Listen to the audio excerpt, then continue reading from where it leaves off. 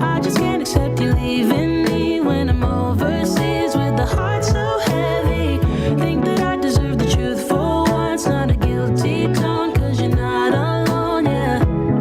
You said you wanna come home, but I know you don't. So this time I won't hear it on the phone.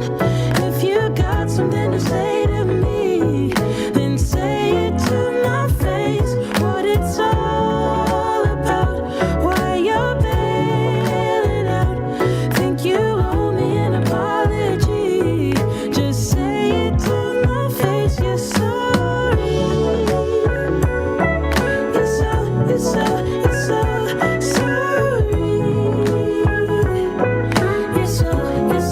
You're so sorry.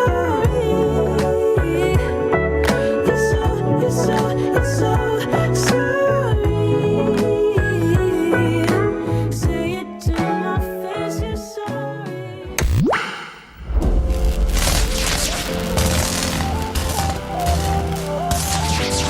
Join our membership program, sign up, find out what's going on, become a patron, and support our work. We're doing these amazing virtual live streams covering events, marches, protests, and actions that mainstream media just isn't covering. A lot of these very common sense policy interventions aren't given the space they need. You know, the truth is, before we have the political revolution, we need a media revolution. We really see this opening in the media space with television transitioning to the internet in particular. Streaming platforms, Netflix, Hulu, etc., are the next frontier. And we're not mainstream media. You're not getting a 10-second clip and a very watered down, whitewashed version of what's going on. Having a media company to support these kind of movement efforts is extremely valuable. People want to talk to us because they know that we're talking to the people. We need a dedicated, empowered, honorable base of people who are willing to fight for what they believe in. This needs to be all of us, not just like watching great content, not just sharing great content, but taking the correlated action and making sure that together these movements are more effective across the board. We are amplifying activist messages, activist movements, activist campaigns, activist call to action. There's no more important work to be done in this country right now, and ACT TV is doing it, and we need you to be a member. Go to ACT.tv and sign up to be a member today.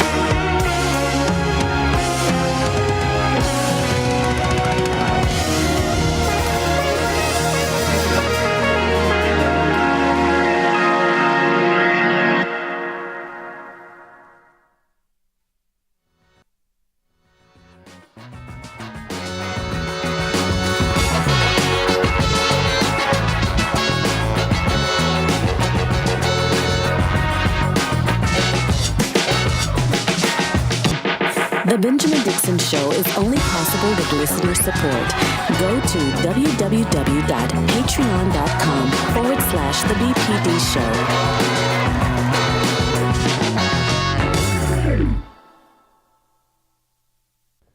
We'll talk about something specific that is political, that does deal with our current politics of the day, has everything, everything is political. Let's start there.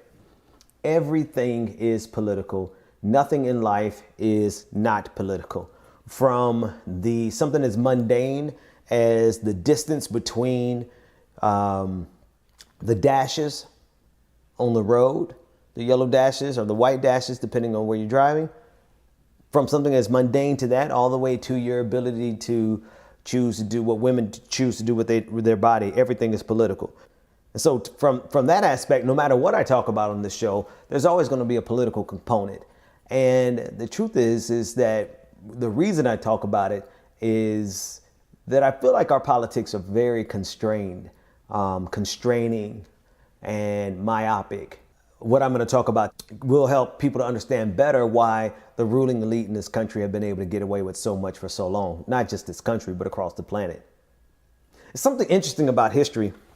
It's a succession of ambitious and violent men seeking power. Sometimes glory, but always power. And that power has always come at the expense of the masses. And so what we have throughout history is a pyramid scheme, an economic and political power pyramid scheme, where the masses are at the bottom of the hierarchy, and at the top you have the ambitious, violent men. Overwhelmingly, predominantly men, very few exceptions, notable exceptions. What we've told ourselves about this history is that hierarchy of rulers, conquerors, kings, the nobility, the robber barons, the capitalists, the tech CEOs, what we've told ourselves about this hierarchy through history is that those people are special. We're consistently told the theme that the reason those people are at the top is because they're special. They had a certain trait about them. They took risks. They worked hard, violent in their own way. The violence is merely different now. They don't have to use their swords. They don't have to use their AK-47s anymore. Now, America does in general. We still control and dominate the global stage as an empire, but I'm talking about individuals. I'm not really talking about states and countries so much as individuals. The way individuals dominate society with their violence as it is today is through economic power.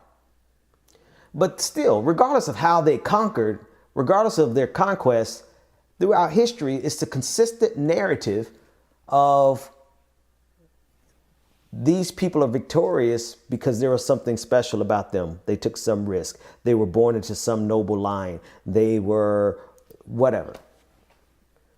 And consistently throughout history, you see the hierarchy, the pyramid scheme of how we organize society, where the uber elite, the wealthiest, the richest, they are at the top of society.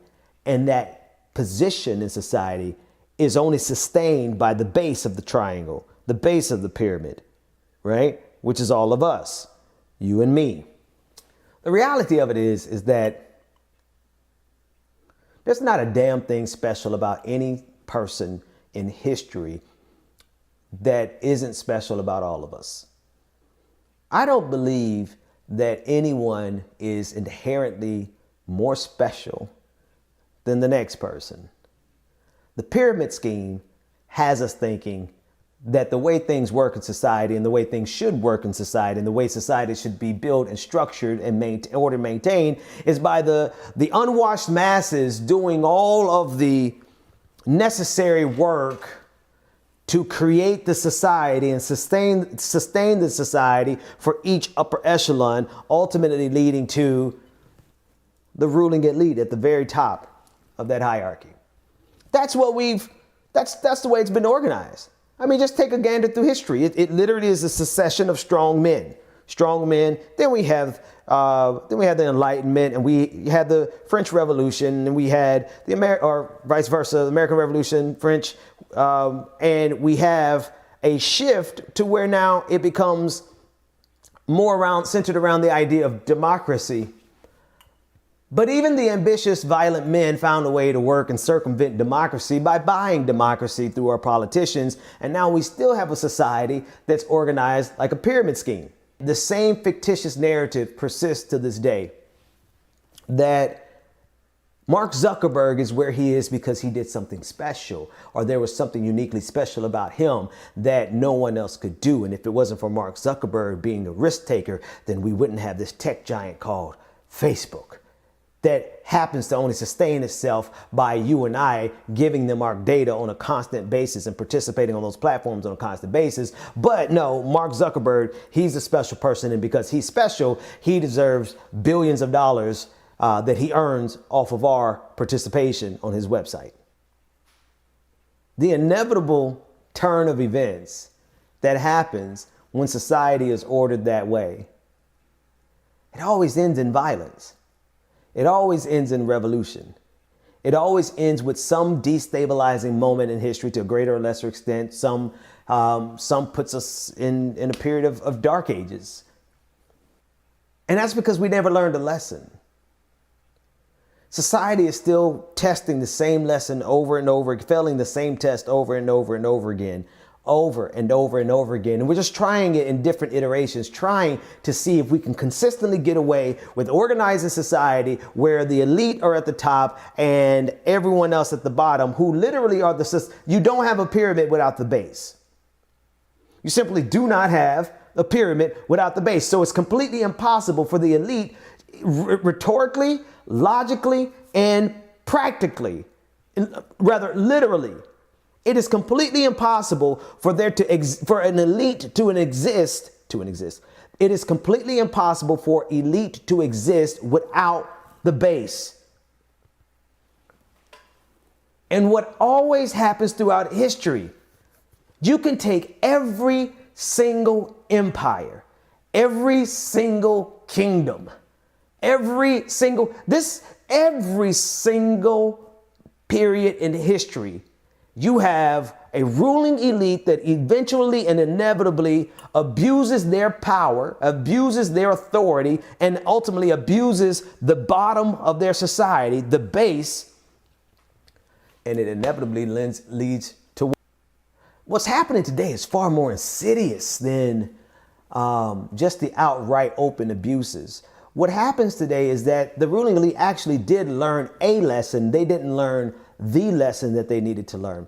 A lesson that they learned was that they have to be far more sophisticated in how they get us to comply, how they get us to go along with it, how they get us to maintain this system. And I think the way that they maintain their order today is far more difficult to even realize than before. And this is why we've had such a sustained period in terms of quote unquote peace. Or when I'm defining peace as no outright revolution against the system. The way they keep us maintained today is because of what we're doing now. Entertainment, social media. More insidious than that, it's not just the entertainment and social media in and of itself, but it's the fact that our entertainment and social media is used to sell us the visions and the idea that one day we will be elite, that we will be rich, that we will be famous. And so long as we can hold on to the dream of that one day we will be the person that is at the top of that pyramid. And that's why it's a scheme, a pyramid scheme, because all they're selling us is the idea that one day we will rise to the top of that pyramid, when in reality, you're not. I'm not. We're not. Because what they tell you is that America and our system is a meritocracy, and the way Mark Zuckerberg and Jeff Bezos got there was through hard work and determination. They took two wooden nickels and they rubbed it together, and voila. And if they did it, you should be able to do it too. They didn't tell you about the fact that they all had startup capital, that Jeff Bezos' parents gave him a loan of a check of $300,000 to start Amazon. Right? So they give us these apocryphal stories, and they leave out the most important information, which was these individuals who did these great things. One, they had capital to start with. All right. Two, they had their basic needs already met, so they didn't have to worry about paying their rent, and created this Amazon, this monstrosity called Amazon. Not only did he have his basic needs met, but he had capital so that all he had to do was sit back and create. But they've got you convinced that what really happened was that he was such a hard worker. He worked 9 to 5 at a regular job, making $15 an hour. And at night he went home and started Amazon in his garage. No, he was already wealthy. He already had his basic needs met. In addition to that, and in addition to having his basic needs met, he was able to get access to capital to actually make some investments into a company. Nothing is built in this system that we currently have. Nothing is built without money. But they have the rest of us buying into this pipe dream that all we have to do is work a little harder. And if we work a little harder, then we too can become the next Jeff Bezos and build our empire. And the allure of that dream has become so intoxicating that it has lulled to sleep hundreds of millions, or dare I say even billions of people who are comfortably asleep, dreaming the pipe dream that if they just work a little bit harder, they can move up from poverty and living paycheck to paycheck and making less than $15 an hour. And they too can become a part of America's elite if they just work hard enough. Well, you realize that what you've been participating in all this time is one big sham and one big scam. And it's not for nothing. Oh no, it's not that you're running in circles for nothing. It's that they have become, the ruling elite, the billionaires, oligarchs, those who run this country both economically and politically, they have become masters of generating obscene amounts of wealth through your delusions, through your pipe dreams, through your aspirations to become like them, even though you're waiting tables. They've become masters because the harder you work, the more they get. They get through your labor. Come on, you should be able to list these by now. They generate wealth off your labor. They generate wealth off your participation, just being here, viewing this content, the exchange of data. Your participation generates wealth. They generate wealth off your consumption. So when you go out and you're working and you get off the clock, you go and eat something, their money, boom, goes right back to them. So they're getting you coming and going. So it's not that you're spinning your wheels for nothing. As you spin your wheels and get nowhere, you are an engine of economic production.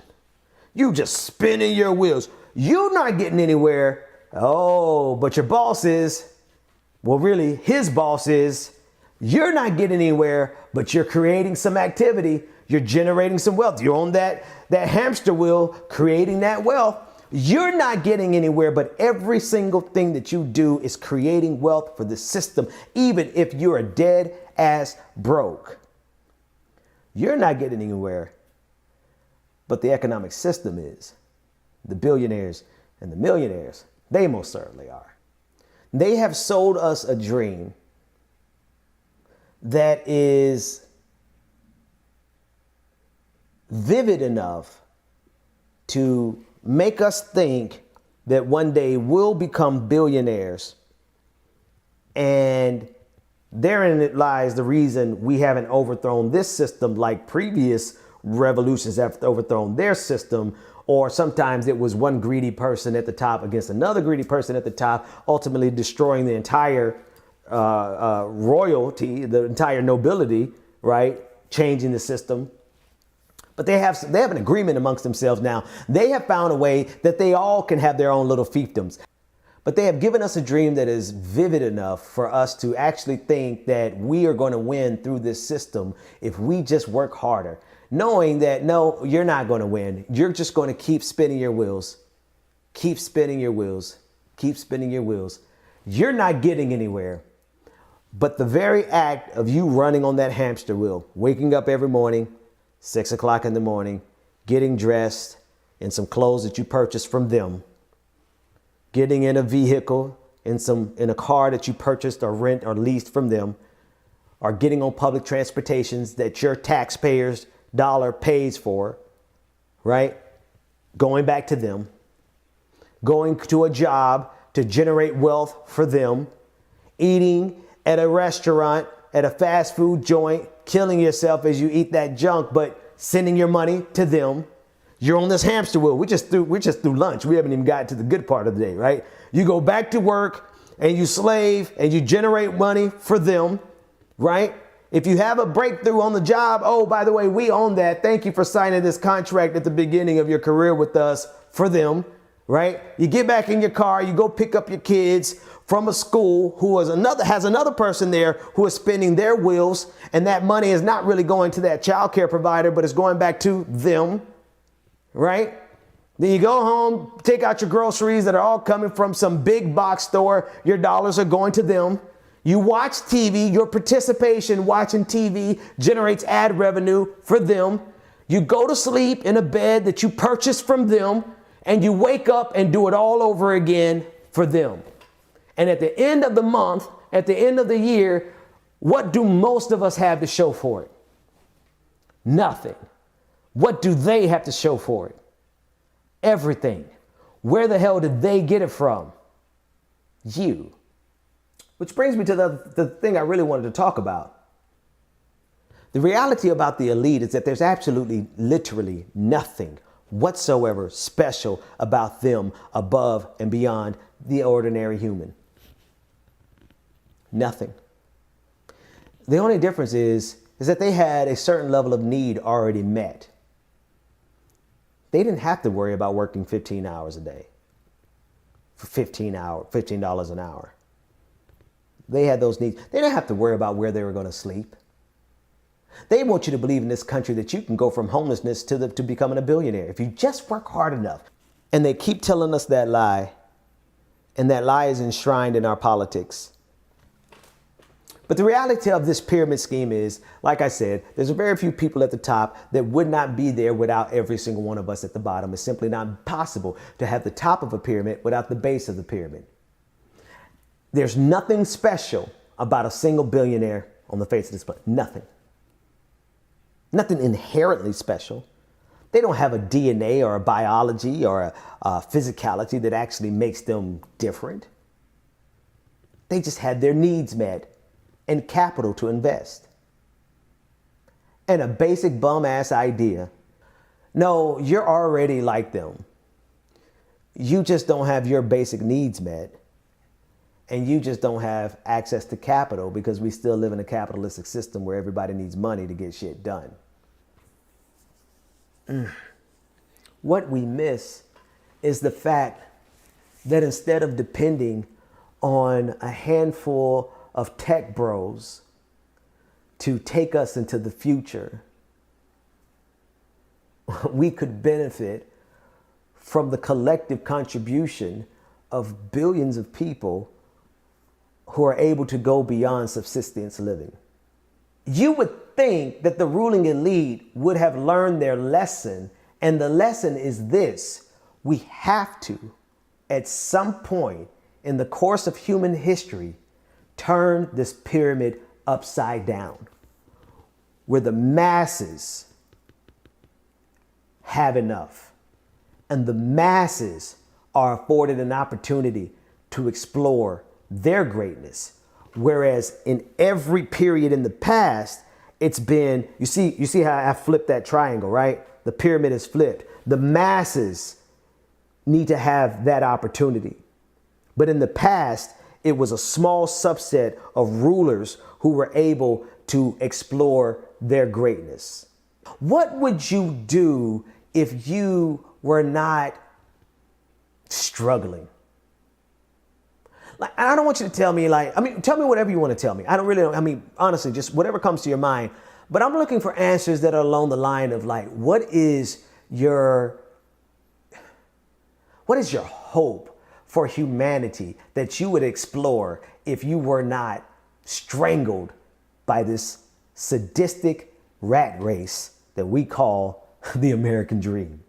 And the truth is, most of us have never been afforded the luxury, the unbelievable luxury of sitting around and thinking great thoughts. We've been too busy just trying to survive. And therein lies the problem with our entire society. Now, I think I can finally get to Maslow's hierarchy of needs. You learn about this in middle school. Physiological needs at the bottom: air, water, food, shelter, sleep, clothing, reproduction. Safety needs: personal, security, employment, resources, health, property. I really lump those first two together. Safety needs and physiological needs, those are critical. Love and belonging, friendship, intimacy, family, sense of connection. All these are critical. You can't really move to the next level without having the previous level. Esteem, respect, self-esteem, status, recognition, strength, and freedom. We are human creatures after all, right? The idea that we don't need that green row is a lie. We need respect. We need self-esteem. We need status. We need recognition. We need strength. That's the ego. We need freedom. We need those things. And then self-actualization to become the most that one can be. Anyway, the vast majority of our society is stuck in physiological needs. Just to get food, just to get water, just to have shelter. Where am I going to sleep tonight? Clothing and reproduction. Safety needs: personal security, employment, resources, health, property. Most of society is stuck at the bottom of this. Love and belonging. What's interesting about this is that most of us in any level of this, we try our best to still find some love and belonging, family, right? A sense of connection. Most of us are stuck at the bottom of this pyramid.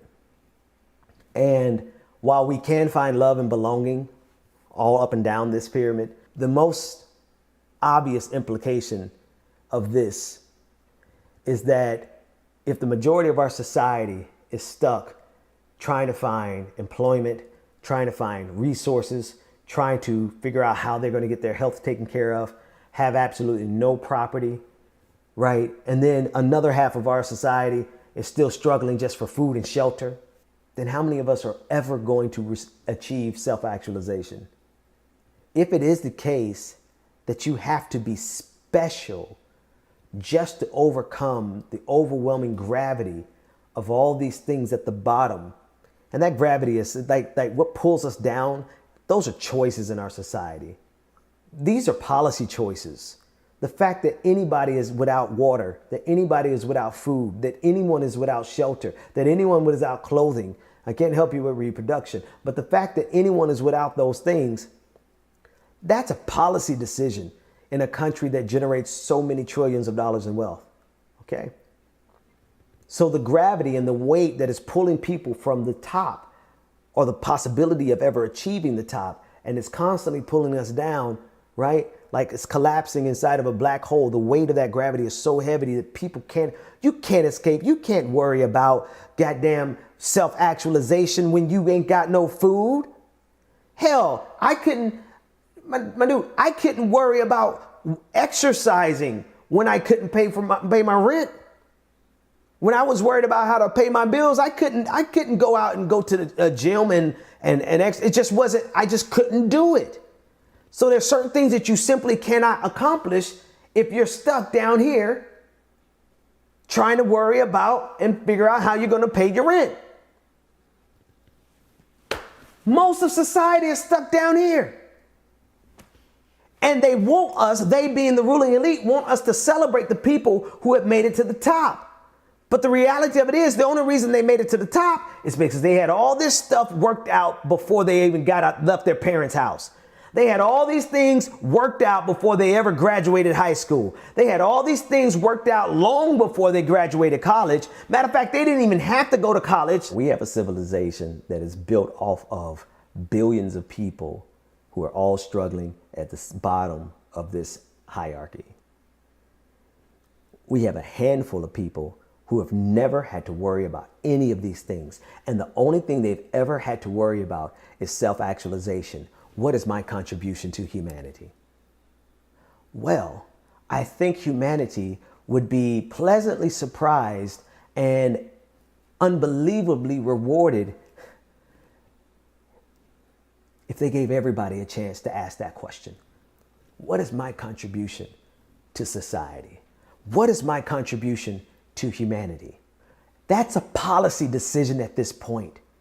The reason I'm talking about this, everything is political. There's absolutely no reason that we cannot make sure that every single person in this country has a place to eat, food, a place to live, food to eat, clothes on their back, a doctor, and a living wage, an income. I feel like I left some, an education. We generate enough wealth. While you are on that hamster wheel running in circles, you're generating that wealth. While you're watching this video, you're generating wealth. Not for me, except for the super chats, but outside of that, just the mere fact that you're watching a stream is generating money for these tech companies. So I don't care if you never work another day in your life. You watching content online, exchanging your data, you're giving away your data. That is one of the most valuable assets that anybody has. In fact, you should be paid. Social media companies need to pay their users because the only way social media companies make money is off of your data. So your participation alone generates wealth. Oh, by the way, you work, so your labor is generating wealth. Oh, by the way, we're some consuming ass people. Economy is 75% consumer. So they're making money off of your participation. They're making money off of your labor. They're making money off of your consumption. Oh, don't forget your taxes, state, local, federal. Whether you pay income or not, you're paying local taxes, sales taxes. You're paying these fines and tickets that you get. That's just another form of taxes. So they're making money off of you at every single turn. And we generate enough wealth with everything that you do to ensure that every person in this country, basically on the face of this planet, can have a place to stay, can have food to eat, can have an education through college, can have a doctor, and can have a wage. We literally make enough wealth to do all that. And oh, by the way, we can still have billionaires. And I'm not saying that because I give a shit about billionaires, because the other option for them is not really one that history has ever boded well for. You guys are morons. You really think you're going to get away with this for much longer? I'm sorry. Maybe they get away with it for their lifetime. The cycles of history are true. It's inevitable. It will inevitably come unless we change what we're doing. And what we've done throughout history, it has always been the pyramid scheme, where a select few at the top are given the opportunity to explore the greatness of their own mind, the greatness of their own sentience, the greatness of their own ideas, as they plunder and pilfer and destroy and cause chaos and destruction and spread disease and plague and colonization and murder and rape and all the other shit that they do to get their wealth and to maintain their wealth, which inevitably leads to revolution. So maybe, just maybe, we can look at history and say this pyramid scheme needs to be inverted. And instead of a society that only benefits a few, well, since we create enough wealth where everyone can benefit, why not create a society where everyone can have enough, instead of having a society of haves and have-nots? That's just the kind of shit that I think about before I go watch Star Trek and, something Nova on PBS and, the colliding black holes and LIGO and that kind of stuff. We can pick this up tomorrow. Let's see what happens. Come hang out with me tomorrow. We'll talk more about stuff that's not political, but obviously it is political, because everything I talked about, even though it's not directly political, it's obviously political. Good morning, everybody. Y'all know the voice, y'all know the sound, y'all know the face. It's your boy James Wilbur Williams, is in the building. Oh, she came in with some bass this morning. Good morning, everybody. Y'all make sure that y'all stay tuned. On the Clock is coming up next. Good morning, everybody. Hey, hey, hey.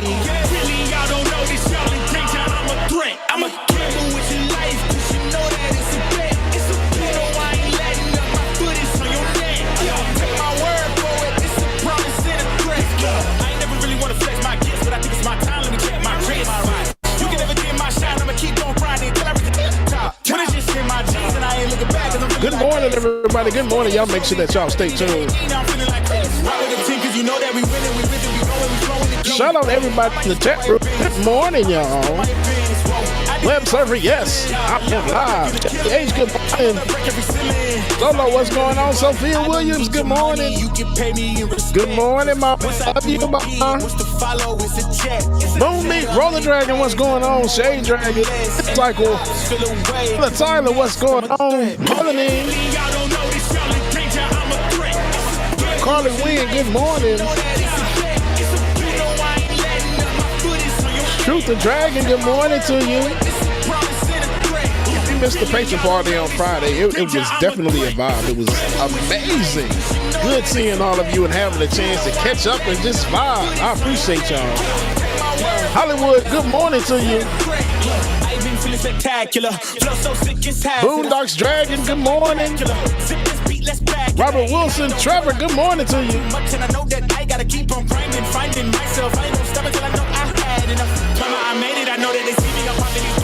Shout out Roller Dragon. Yes, Roller Dragon was the first one there, and it was this first party. We had an awesome time. Latif, what's going on, brother? I don't need your money, you can pay me in respect. Hey, y'all, Walker, good morning to you. I need 100 bags, nothing more, nothing less. That's truth, I already know.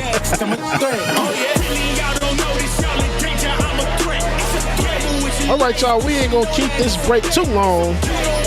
We got a jam-packed show today, so we want to keep things moving. On the Clock is starting up next.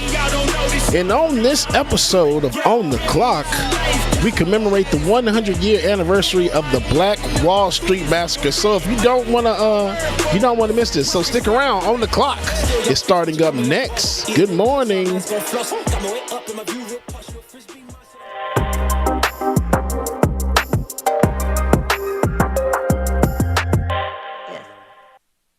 My name is that okay. My name is Viola Ford Fletcher. I'm the daughter of Lucinda Ellis and John Wesley Ford of Tulsa, Oklahoma. I'm the sister of Hughes Van Ellis, who's also here today. I'm a survivor of the Tulsa Race Massacre. 2 weeks ago, I celebrated my 107th birthday.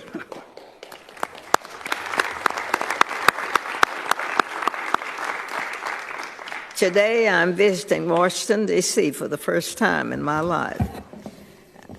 I'm here seeking justice, and I'm asking my country to acknowledge what happened in Tulsa in 1921. On May 31st in 21, I went to bed in my family's home in Greenwood, neighbors of Tulsa. The neighborhood I felt asleep in that night was rich, not just in terms of wealth, but in culture, community, heritage, and my family had a beautiful home. We had great neighbors, and I had friends to play with. I felt safe. I had everything a child could need. I had a bright future ahead of me. Greenwood could,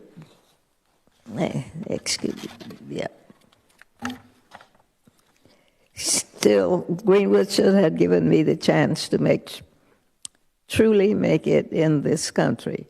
Within a few hours, all of that was gone. The night of the massacre, I was awakened by my family. My parents and 5 siblings were there.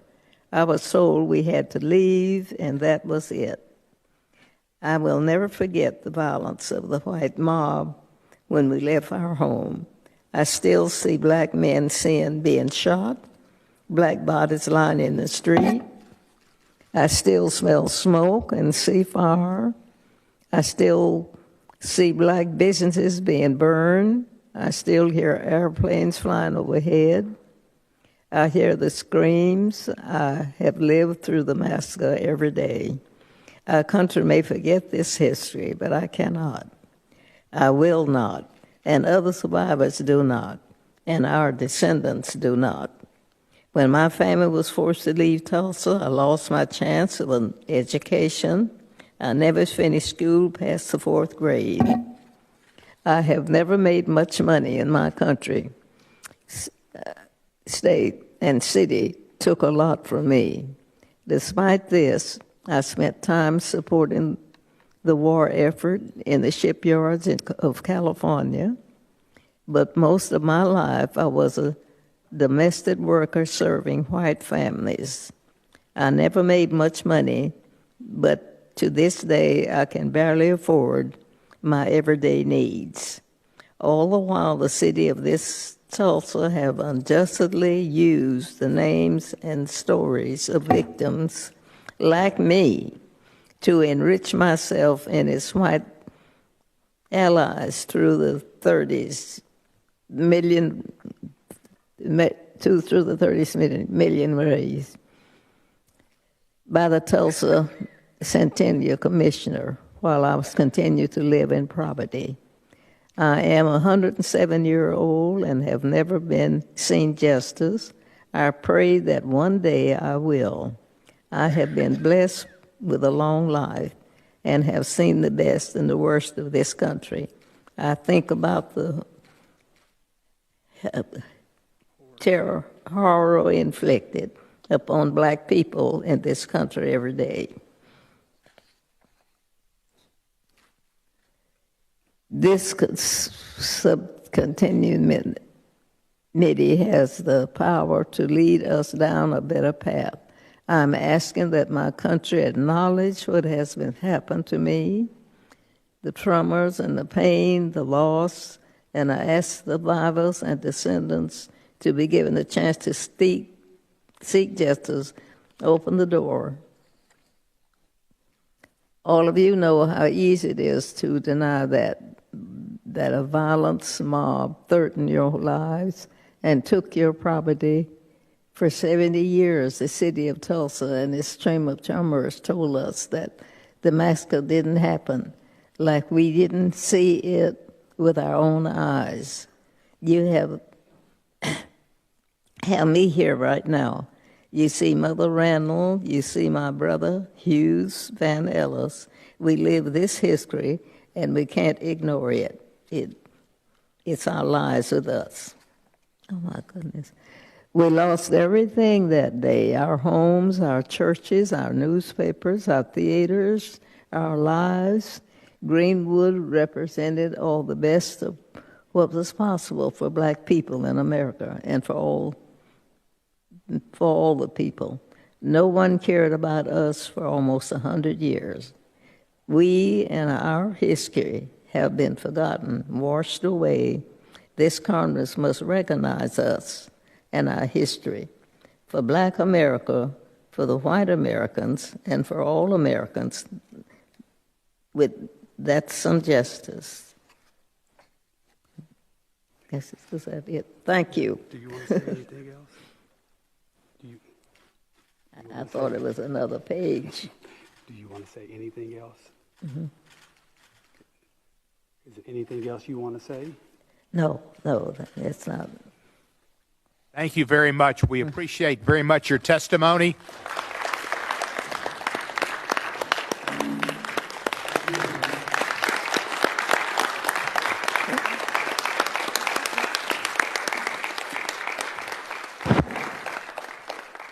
No. Mother Fletcher. I'm over Black Wall Street. Okay. This is all that's left. Yeah. And so this is just a show. I mean, social justice is great. We need that. But you will never have social justice until you have economic justice. That is a Freeman Culver, president of the historic Greenwood Chamber of Commerce. Very interesting perspective there. I am joined by Jakara Hallman of News on Purpose. She was with me in Tulsa for the 100th anniversary of the Tulsa massacre. And Jakara, that was an interview you actually got. Why was the president of the Chamber of Commerce so upset?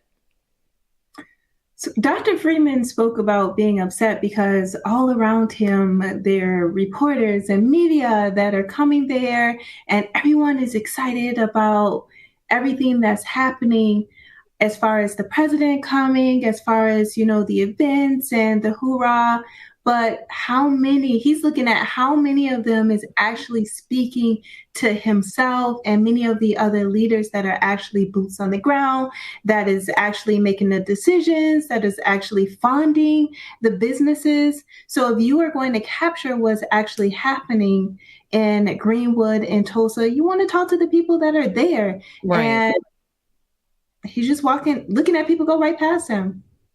You know, and it's interesting. He said, I'm over Black Wall Street. This is all that's left. And so with me being there, also doing coverage independently as well, the observation that I made was, first of all, okay, there used to be 40 blocks of Black wealth, right? We know that 100 years ago, it was destroyed. But this is a community that has had 100 years to rebuild. And so I just kept asking myself, why had the community not been rebuilt? And to look around and see so much construction. I'm going to show you guys here. There was so much construction all around the area where Black Wall Street used to be. You see, there's a baseball field, there's apartments being built, there's condos. None of these things are being owned by Black businesses. These are all construction that is being developed for white-led corporations. And so I started to understand why the president of the Chamber of Commerce was so frustrated and why he was also calling out the president and saying, why is the president not meeting with him? Because he oversees economics. So really, when you think about it, what was it all about? You know, and Jakara, can you share, you know, we did some research in our preparation for the coverage we did. Can you share what you learned about what really happened to Black Wall Street after the massacre? We know that there was a period of rebuilding, but what ended up happening? Yes, so I spoke with not only the president of the Chamber of Commerce, but I actually had an opportunity to get into one of the businesses on the single block that now stand and represent Black Wall Street. And each of them talked about their just overwhelmed spirit of having to, you know, be in the presence and the spirit of rebuilding, but also about 5 years thereafter, the destruction, the massacre, and the burning of this town, they attempted to rebuild. And that rebuilding was met with gentrification and public utilities and facilities. They have a stadium. Right. A stadium in the middle of what used to be known as Black Wall Street. They have a highway and bypass just completely in the center of what used to be their space to grow, to build, to create a legacy for their family. You know, and I thought was very interesting because we watched a lot of the mainstream media coverage and I didn't see anything on the urban renewal, the gentrification that had happened in the district and how that plays a role of where the community is today. And so for those of you who are just joining us, I'm independent journalist Georgia Fort, joined by Jakara Hallman of News on Purpose. We were both on the ground doing coverage in Tulsa for the 100th anniversary of the Tulsa massacre. And our observations of what was transpiring on the ground was very interesting. I noticed that the event to honor the survivors, right? There was this huge event that was planned. It got canceled. And in doing some digging and research, learned that this hasn't been confirmed yet, but from a very reliable source, the big event was canceled because survivors and descendants of survivors were asking for a portion of the proceeds from the event, and the commission denied their request. And so when the artists and the entertainers who were set to perform at that event learned about that, they pulled out. And there was this ripple effect of all of these events that were supposed to happen in honor of the 100th anniversary ended up being canceled. And so I also thought it was interesting that the president of the historic Greenwood Chamber of Commerce said that it was all really just a show. I want you guys to take a listen. He was pretty upset and disappointed by the lack of authenticity that surrounded all of the commemorations that were happening. Take a listen. Right? And we know the pain is there, right, from these descendants. But you got to do your study and your research, Mr. President. You're not even talking with the right crowd. I'm over Black Wall Street, and I'm not even meeting the president. We're doing the work, but we don't have access to capital. You get what I'm saying? This is an injustice, and it's not the president's fault. It's our own community's fault. It's not racism, it's tribalism. And so all this media attention is going to people that's calling for reparations, that's not going to get it. And we're here struggling. Let's get some economics to this place so it can be an example for other communities. Because this wasn't the only massacre, right? You had massacre like this in North Carolina. You had them in Rosewood, Florida. You had them throughout the Midwest. So let's do this right economically. I have 30 black businesses here. Let's grow them. Let's give resources to them. They're doing their best to have an impact in the community. They already producing $4 million in the community. And so, I mean, he's looking for real change. He doesn't want, the parade, and he doesn't want all of the banners that we saw strung all across Greenwood. He wants the city to be rebuilt. He wants reparations for the businesses and the people who were impacted by the devastation that happened 100 years ago. And you would think in 100 years' time, you would be able to rebuild. But the reality of what happened in Tulsa was it wasn't just the massacre that was a gross injustice. It was the fact that this incident was classified for decades rather, as a riot. And so what happens when you classify an incident as a riot? You can't get insurance claims. You can't get the city or the state to pay any type of reconciliation payments for what happened because it was classified as a riot. And for so long, we learned about it. Those of us who did learn about it, we learned about it as the 1921 race riot. Right. And then to add insult to injury, now that it's being recognized as a massacre, correctly, let's correct the narrative. It was a massacre. Now that it's being recognized as a massacre, guess what? Well, you have exceeded the statute of limitations. And so you're no longer eligible for, and so it's injustice after injustice after injustice. Jakar, I'm curious to know from you what your biggest takeaway was from being on the ground in Tulsa for the 100th anniversary of the Tulsa massacre.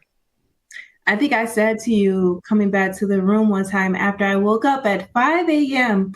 to attend an event that was scheduled for 6 a.m., I said, I'm coming to understand and believe that everything here that is scheduled is not what it's supposed to be or seem. And so as we got on the ground, as we were able to speak to the residents and the survivors, we learned that there is one image that is painted by mainstream media, and there is the truth. What I learned is so many different stories and recollections of what actually happened to start this event, to initiate what was known as the riot. See, words hold power. When you call it a riot, then you're putting blame onto the people of the community. So there were so many different recounts of the true story, and many of them say that what's his name, Dick Rowland and Sarah Page was actually a couple. They were an item. And as we know, during that time, it was not okay for interracial relationships to exist. But even if you don't believe that to be true, you have to also understand that both of them actually left Greenwood once this event took place. Both of them left. You know, and I was really fascinated when I learned that the bottom half of the church, Mount Vernon, was the original basement of the church, and that it survived the bombings and the burning, and that they built upon it. And now they've dedicated that bottom half of the basement, the brick wall, to be a prayer wall. And they've invited this to be an interfaith effort. And so there's all of these, you know, beautiful, amazing stories of resilience and strength that have come out of Tulsa. But in being, you know, based out of Minneapolis and knowing how much has happened in terms of like the racial reckoning movement after George Floyd, you would think, you know, something an injustice this grave would have there would be some type of reparation, some type of really meaningful rebuild that would happen. And in 100 years, you have the time to raise the money. And we're seeing they had time and money to build a highway straight through where Black Wall Street used to be. They had time and money to build a baseball stadium right where Black Wall Street used to be. They currently have the time and money to build apartments where Black Wall Street used to be.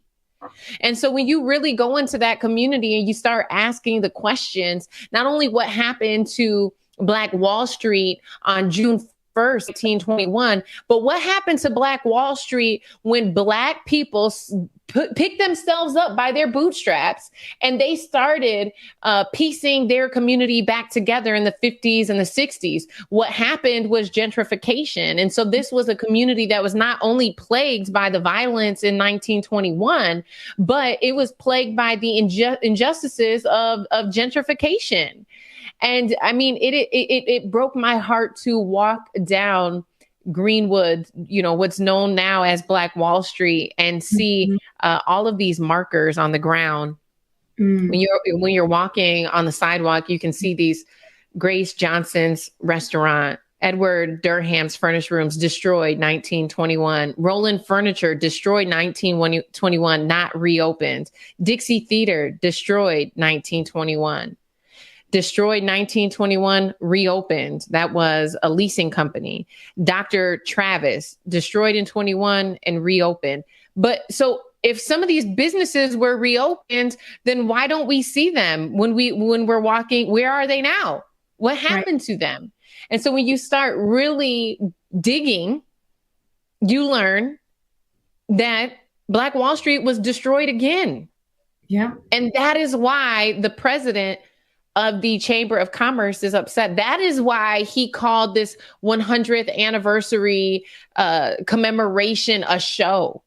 That's why he said, I'm over Black Wall Street, because this community has been done wrong by their city officials, their state officials, over and over again. That was my takeaway, Jakara. I know I have my own, you know, ideas. And I've done some different, you know, research and interviews that have led me to that conclusion. Yeah. What was your conclusion leaving Tulsa and leaving Black Wall Street? My conclusion is that they are owed reparations. They are owed their due diligence. My conclusion is, I have so many questions actually walking away. Like, what would that theater have been today? That could have been the next Marriott, the next Holiday Inn, or, you know, just if they had been able to live Hyatt, Trump, you know, hotel, something big. Had they been able to live and continue and strive? Obviously, I did see for myself that it was a show, that some people showed up for pictures and commentary. I actually had an opportunity to go inside of Vernon AME Church, and they had a table paying homage and in remembrance of some of the members. But obviously, there's not enough space for everyone who lost their lives and their business and everything they owed. You know, and to know that they have archaeologists who are still digging up mass burial sites. So the death toll as we know it is still increasing. The more that they research this horrific event. Originally, I think reports said that there was 30 or 40 people who were killed. Right. And then the archaeologists started digging up these mass burial sites, and that death toll has increased. And even as we were leaving Tuesday afternoon, there were reports coming out that the archaeologists were still doing more testing and still doing more digging and finding more human remains. So this now I think the death toll is upwards of 200, between 200 and 300 people were killed. But we won't really ever know for sure because there was so much cover up that was done.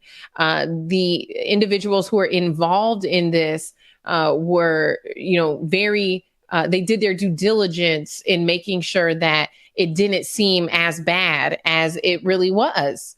And so when you go to the extent of picking up bodies and laying them in mass burial sites, not even giving people proper burials, the lack of humanity in that is unbelievable. And it is a shame. America ought to be ashamed. When you look at this history, our country ought to be ashamed that we have survivors. The Mama Fletcher, 107 years old, goes and speaks before Congress and still has not received any reparations.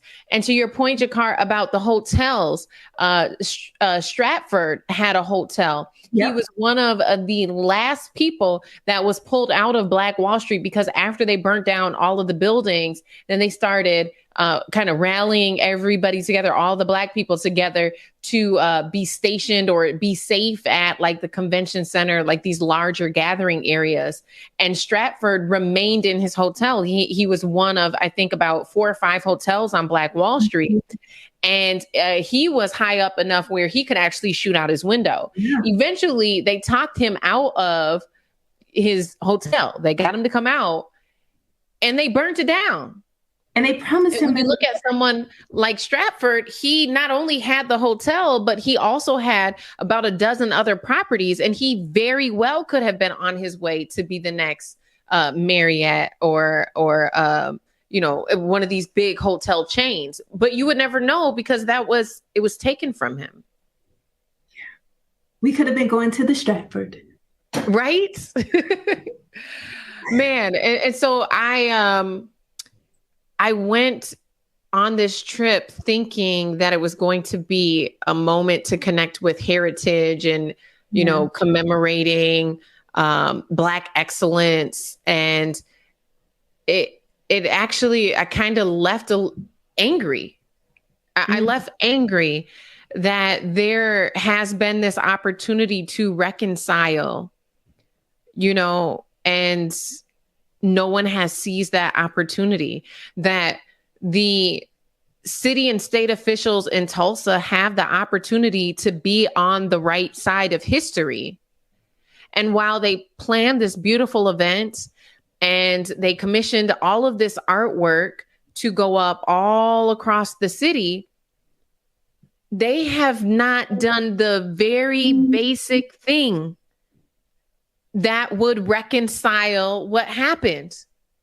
Right. Which is take care of those families, those survivors. Exactly. Like, why are they still struggling? Exactly. And so, it is disheartening to know that in this city where you had 40 blocks of Black wealth destroyed and now reduced down to just a block. And that block ends by the highway, and it is surrounded by all of this corporate construction. And so we thought it was important, following our trip to Tulsa, to take this time to debrief with you guys, to unpack some of the things that we observed, to share with you some of the conversations that we had with individuals in passing. Jakar, is there anything else you want to share about our time in Tulsa and covering the 100th anniversary of the Tulsa massacre? You know, overall, this trip was very, very, very bittersweet. Anytime someone asked me about it, I said that high highs and low lows. One thing we also learned is just how divided the city is, and just the lack of effort being put in by the city officials, the mayor, the governor. They speak one thing, but then their actions show another. Check out the bills and the laws that have been passed, including, things in recognition of Trump.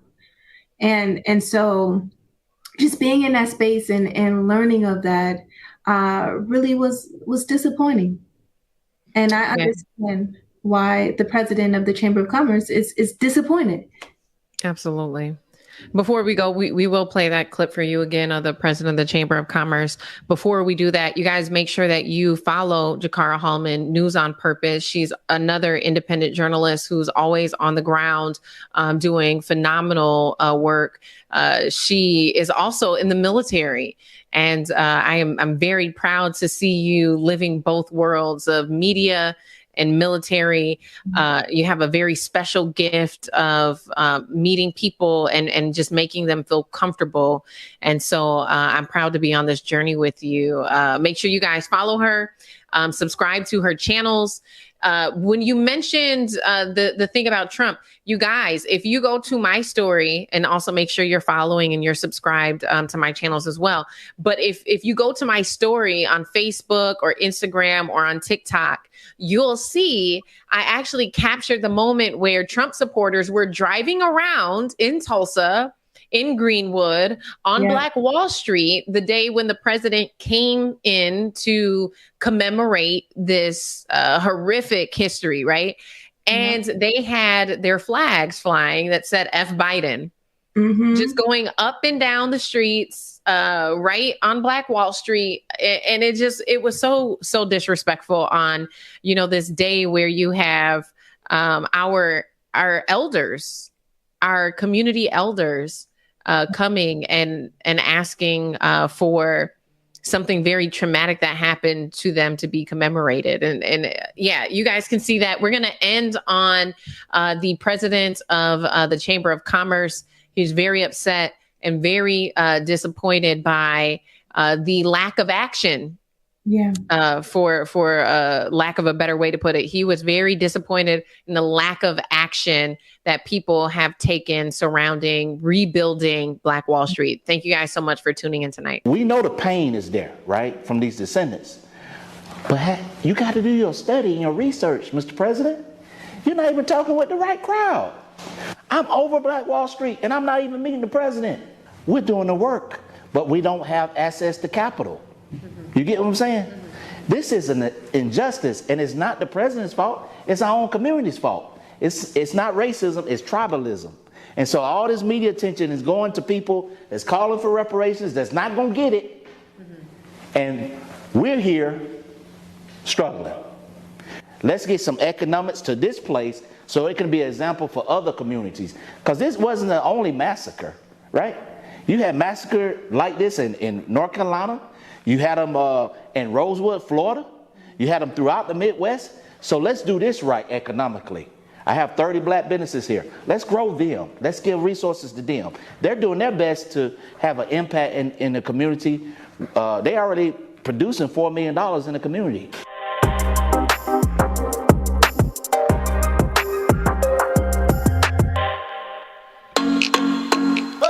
All right, y'all. Shout out again to Georgia Fort for bringing us that footage of the 101st commemorative event of Tulsa, Oklahoma, man. Yes, like they said, there were several other race riots, and not even calling them race riots, white supremacist attacks in our country since then as well, too. If you don't know, look up Red Summer, and you'll catch a lot of information, man. Y'all make sure y'all stay tuned, like it or not. Rebecca Azor is coming up next. Good morning, everybody. Alicia, good morning to you. Mara Sharice, Isabel Nassas, Nicole Howe, good morning, y'all. I hope you know that it may hurt for a while. Let's slow down, slow it down. I can see behind that broken smile. Nice, sweet, smooth, like cocoa bread, cocoa bread. Nice, sweet, smooth. Juanita, good morning to you. Brother Tiger, what's going on? Snack Panther, we missed you Friday.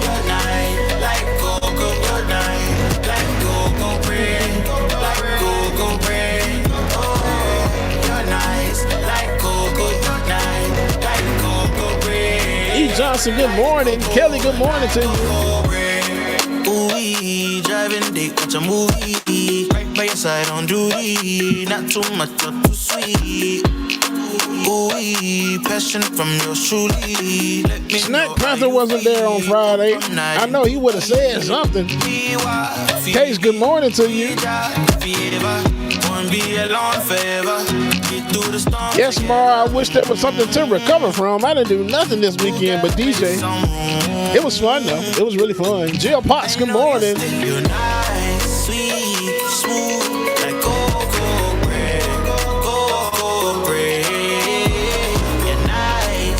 Snack Panther, were you there Friday night and we just didn't know about it? Were you just quiet? You may be thinking about Jose Roller Dragon. All black people don't look like it. Let me stop playing.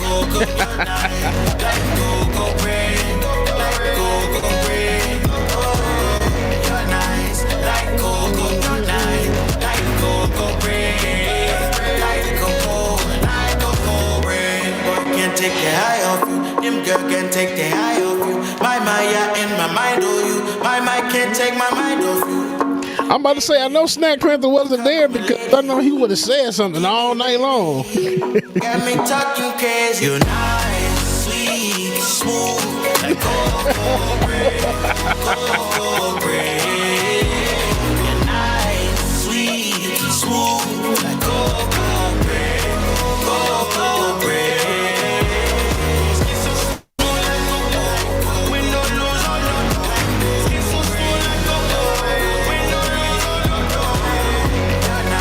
All right, y'all, real quick before we get into like it or not, we go patron members and our new Twitch subscribers read off. New patrons, we have Michaela C, Hannah T, Lucas S, Dr. Wendy C, and Pack TV. Y'all welcome and thank y'all again for joining the Patreon. Our new Twitch subscribers, we have Snow Angels 919 who subscribed to Prime.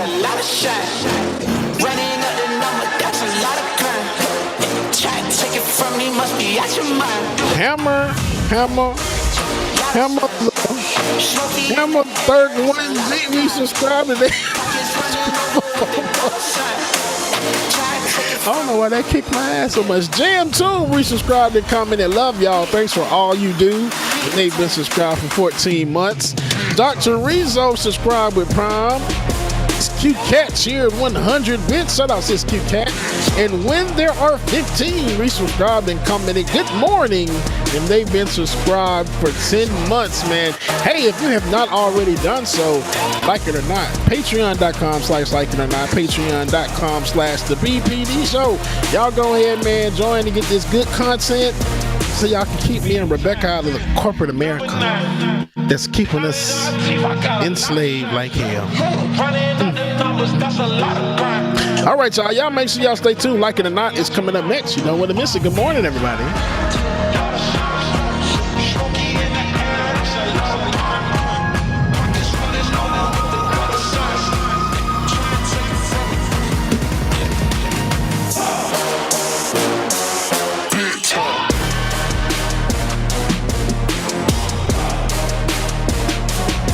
Industrial Arts, what's going on, brother? Good to see you always.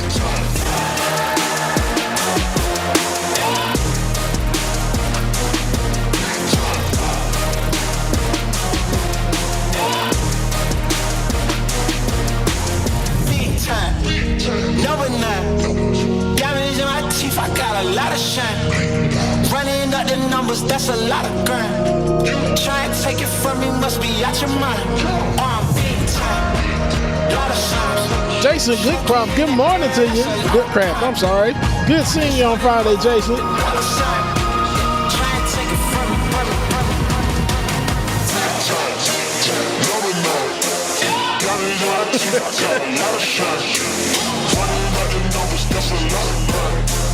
Trevor, isn't it though? This beat is off the chain.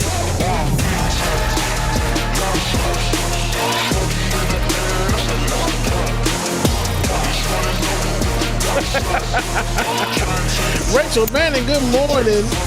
Jade, I appreciate you. Hey, someone asked me to name two structures that hold water. I was like, well, damn. She want the two-tone spaceship. Blow smoke screen daily, so the stress don't faze me. I'm going, I keep it factual. I'm on sabbatical. I'm out in Central America. I need a break from hysteria. Park like the one with the carousel.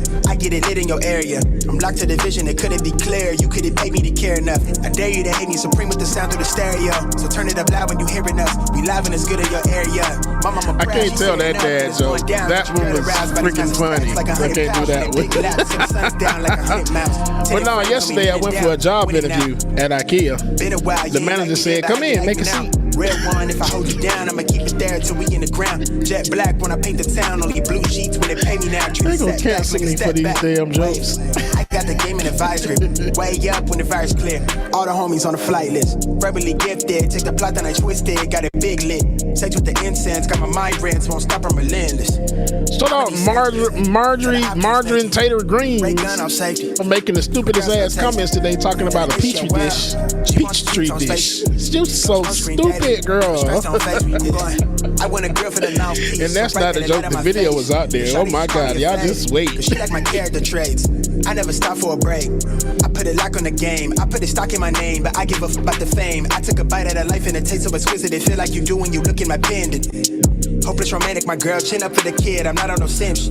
Won't stop till the youngest he dreams. When I take it from rags to riches. I heard that you claim that you know me, but you ain't the homie to f*** is your friendship. I need the loyalty back up the road. What did the shipmates find in the toilet? Nobody holding me. Big waves at your shoreline, so they know it's me. Babe boy from the cold seas. I said, what did the shipmates find in the toilet? Tell them don't reach. Ice cold with it, no fleece. You say what? Tell her I can't snake me. Oh my God! Bro, that's probably better than what the answer is.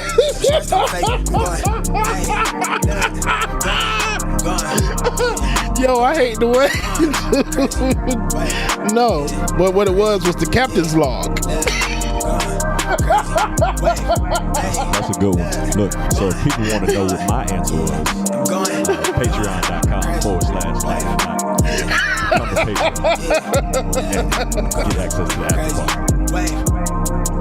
And that's how you'll find out what the Wayne's answer was. I think I like that one much better.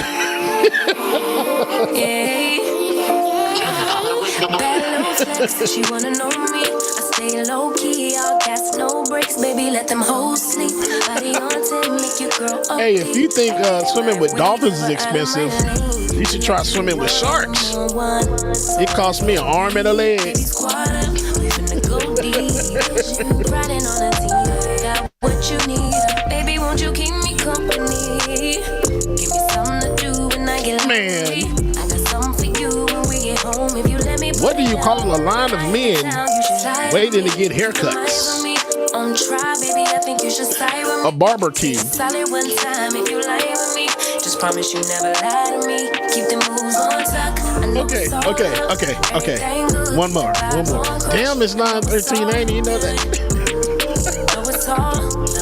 If you think your microwave collecting data and the TV spying on you is bad enough, the vacuum cleaner has been gathering dirt on you for years. I've been feeling like the man lately. Can't nobody do it like I can. Lately, baddest in the land. Body turn your nigga to a fanny up. Okay. That's it. I promise that's it. That's it. This last one. After you die, the last part of your body to start working are your pupils because they dilate.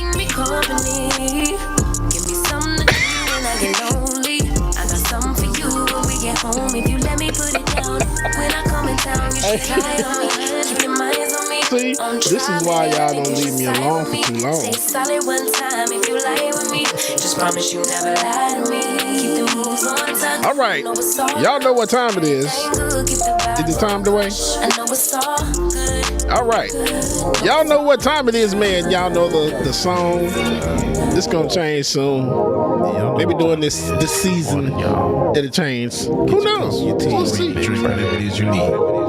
It's time for Like It or Not, y'all. 9 a.m. to 10:30, yeah. Like It or Not is on your channel, yeah. Politics and culture is we change game like we supposed to, yeah. Interviews and all the news, we get to choose what gets the views. Like It or Not with Queen Azor, it's starting now, so stick around. Like it or not, it's going down. Like it or not. Laura Strada, good morning.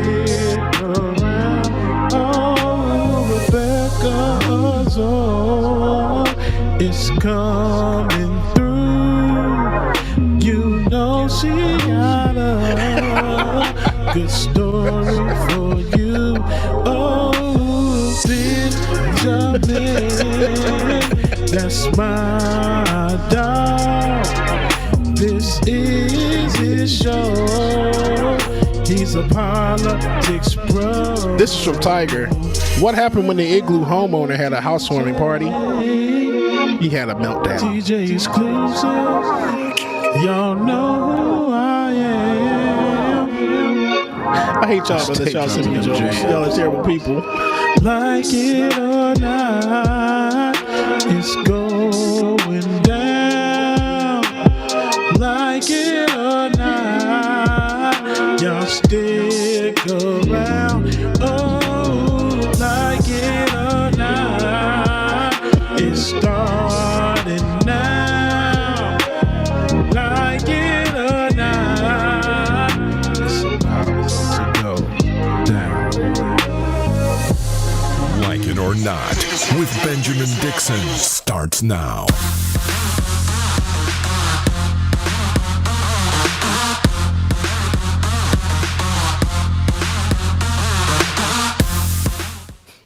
Good morning, good morning, good morning. Good morning, and welcome to Like It or Not, where we're free to tell the truth. It's not care. I say it's not, and not care. I said free, and I said fee, so I said something else. It was different. It was not free. It was not free. It's 1 a.m. You look like you still on the island somewhere, girl. Yeah, no, it's the hair. And it's the spring summer feel outside. I'm always be naked during the spring and summer. And for the show, I'll probably give you guys some arm. But yeah, it's hot outside. It is hot. It's hot. It's hot. It's hot that you can't have the air conditioner balanced with what's outside. You know how like with the cool you can do like a quick balance. Like okay, it's 70 degrees outside. I can do like a 70 or not even turn it on at all. Put up the windows and not get that outside smell because it's fresh breeze coming out. But when it's hot, it's like people are cooking outside. And where I live, those people cooking outside, that just moves right into my... It smells like cooking wet dog, don't it? Yeah, well, let me tell you, honey, they was really cooking on the grill yesterday, okay?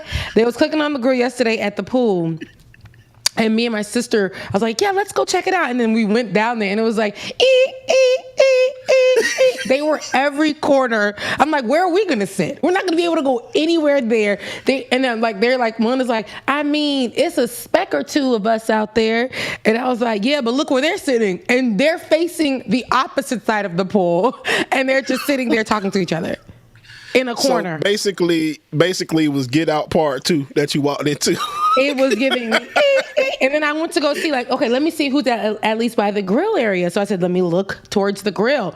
And I looked over towards the grill and I was like, what is that on the, are they cooking like, it was just giving me like kale, like, why do you need the grill for those things? Like, why? We don't need y'all flipping a carrot. I don't even eat red meat like that. But I'm looking like, where is it? Like, it's not, And then that brought me to a post that really set, like, put things in perspective for me. We're the adults now. And ever since we've been the adults now, we haven't been planning cookouts. You know what we're doing? We're going to brunches, as I did yesterday. We're trying to be on yachts. We're trying to live the soft life out of our means, because now we went from black luxury to soft life now, or something of the sort. So now we're living soft lives out of our means, when you know you can get about 5 of your friends to go buy the meat, buy the sides, and pull up to your girl first. Mark your territory. Okay? And have that cookout at the apartment complex. Or if you have a house, to make it cheaper, you do it at your house, so you don't have to go waste no gas while gas is expensive right now. Go on all up in Atlanta, be in traffic and stuff. You can invite your friends over to your space, somewhere to be. Okay? And then they each bring a side. And I know, they could make it people that you trust. Only appoint people that you trust to make the sides.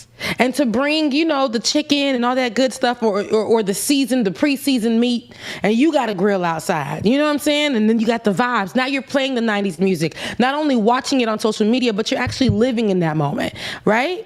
Right? They're not doing that anymore. They being us, we're the adults now, and we just ain't doing that. We want that soft living. We want that, good for TikTok. And then when we see other people actually living their lives, actually grilling and stuff, we'll like it and move on. And, I think it's crazy. We've become the adults, and they not buying them sandals no more. The men aren't buying them sandals. Now they in hot boy pants. That's the summer. Girl, you got to get your name right. It's called Hoochie Daddy Shorts. Hoochie Daddy Shorts. Hoochie Daddy Shorts, okay? And let me tell you something about Caribbean men. They've been doing Hoochie Daddy Shorts. But these shorts that they got on right now in America, that they selling on ASOS and what is it? Fashion Nova for men, yes. She. and it's Shein, y'all. It is not Shein. Yes. But yes, on Shein side, they selling them, and they cut up at the sides right here. So it's giving you and I love a diamond cut for myself because I don't have any hips. But the men got a diamond cut too. The thighs all out. I love it. And I'm like, let me have a thigh tattoo too. Oh God. You see, I would expect, and it's crazy. See, I like gray sweatpants. This is not the season for gray sweatpants. It gets hot down there. You guys get hot down there too. So you need to let it breathe. So I'm okay with the shorts being shorty, but when they in the crease, I don't need to see like it's up in there. Like it's me and you can't have matching shorts. Talk about the male camel toe. I can't. No, from the back.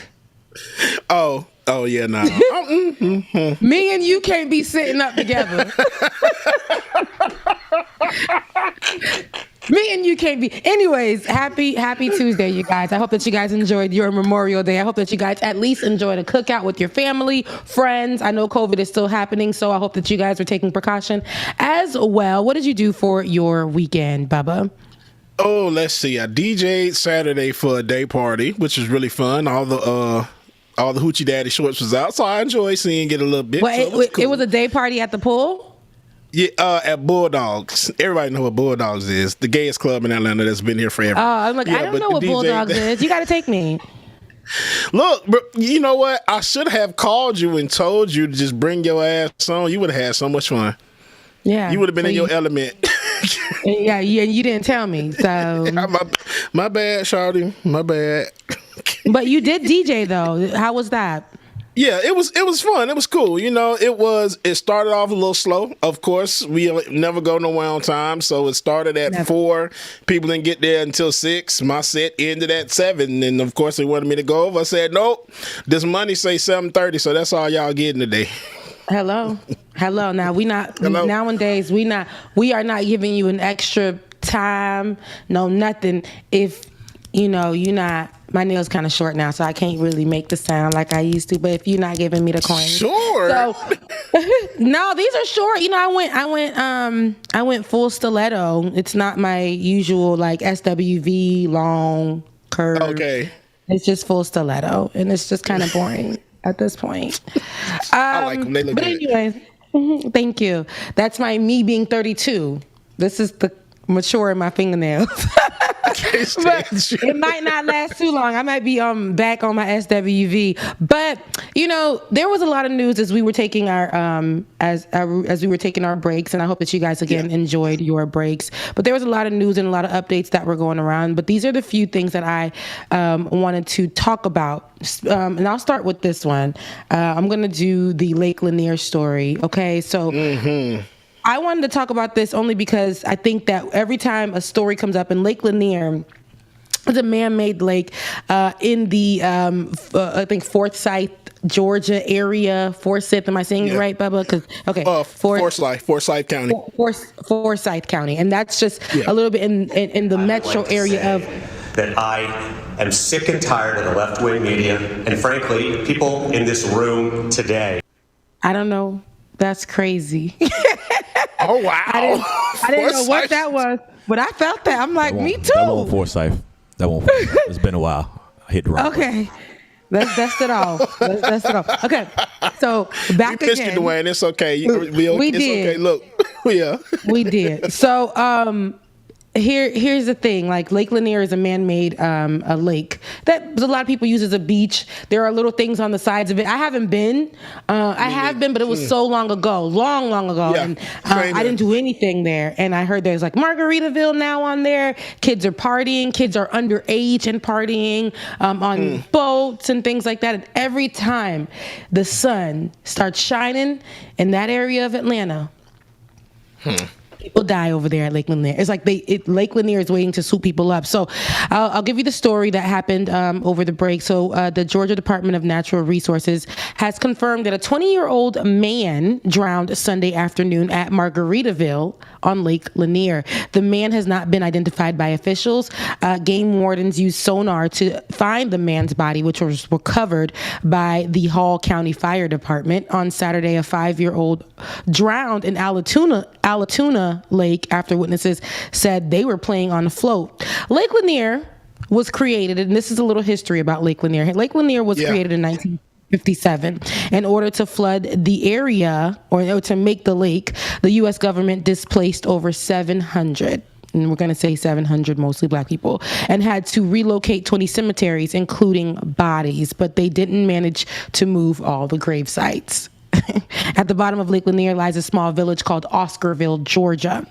It was thriving. It was a thriving village that was predominantly black owned, the very same village that the 700 families were displaced from. Now, Oscarville, all right, Oscarville. I had to find out from Oscarville. Now, every spring, summer, fall, every spring and summer, we will see a lot of these stories come up about Lake Lanier, honestly. And what happens is Oscarville gets drowned out. They'll just say, "Oh, it was built upon a black city. It was they had to drain out or put in and build it on top of," but they never really go into where Oscarville or who Oscarville was. And so Oscarville was another black city that was also, caused black people by the force of white people to leave. So here's the truth about it. And so as reported by the Gainesville Times, so there's an area called Gainesville, Georgia here as well. And as reported by the Gainesville Times, Oscarville is a community that once stood in the northeastern Forsyth part near the border of Hall County on a portion of the land later used to build the lake. Before 1912, there were nearly 1,100 black residents in Forsyth County. 58 of them were landowners. That's talking about generational wealth, baby. 109 black residents rented or owned farms. Other black residents worked in coming as craftsmen or other laborers. Some white residents in Forsyth saw this community as a sort of threat.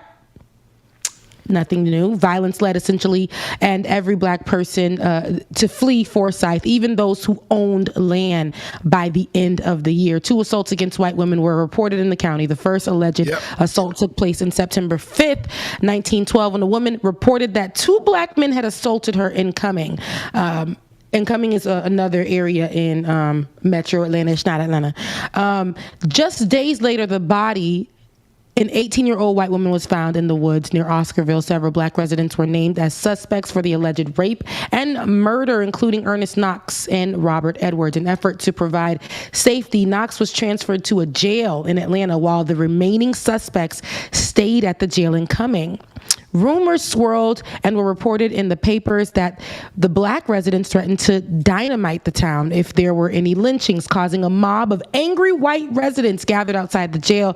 They had one mission: to seize Edwards from the jail, beating him to death before he was hung by a telephone pole in town square. This incident started a wave of violence directed toward the black community in Forsyth County. Mobs threatened residents and fired guns into homes. Night riders, white residents who came at the night on a horseback, also burned down homes and threw explosives into nearby buildings, according to archived reporting by the Gainesville News and Dahlonega. I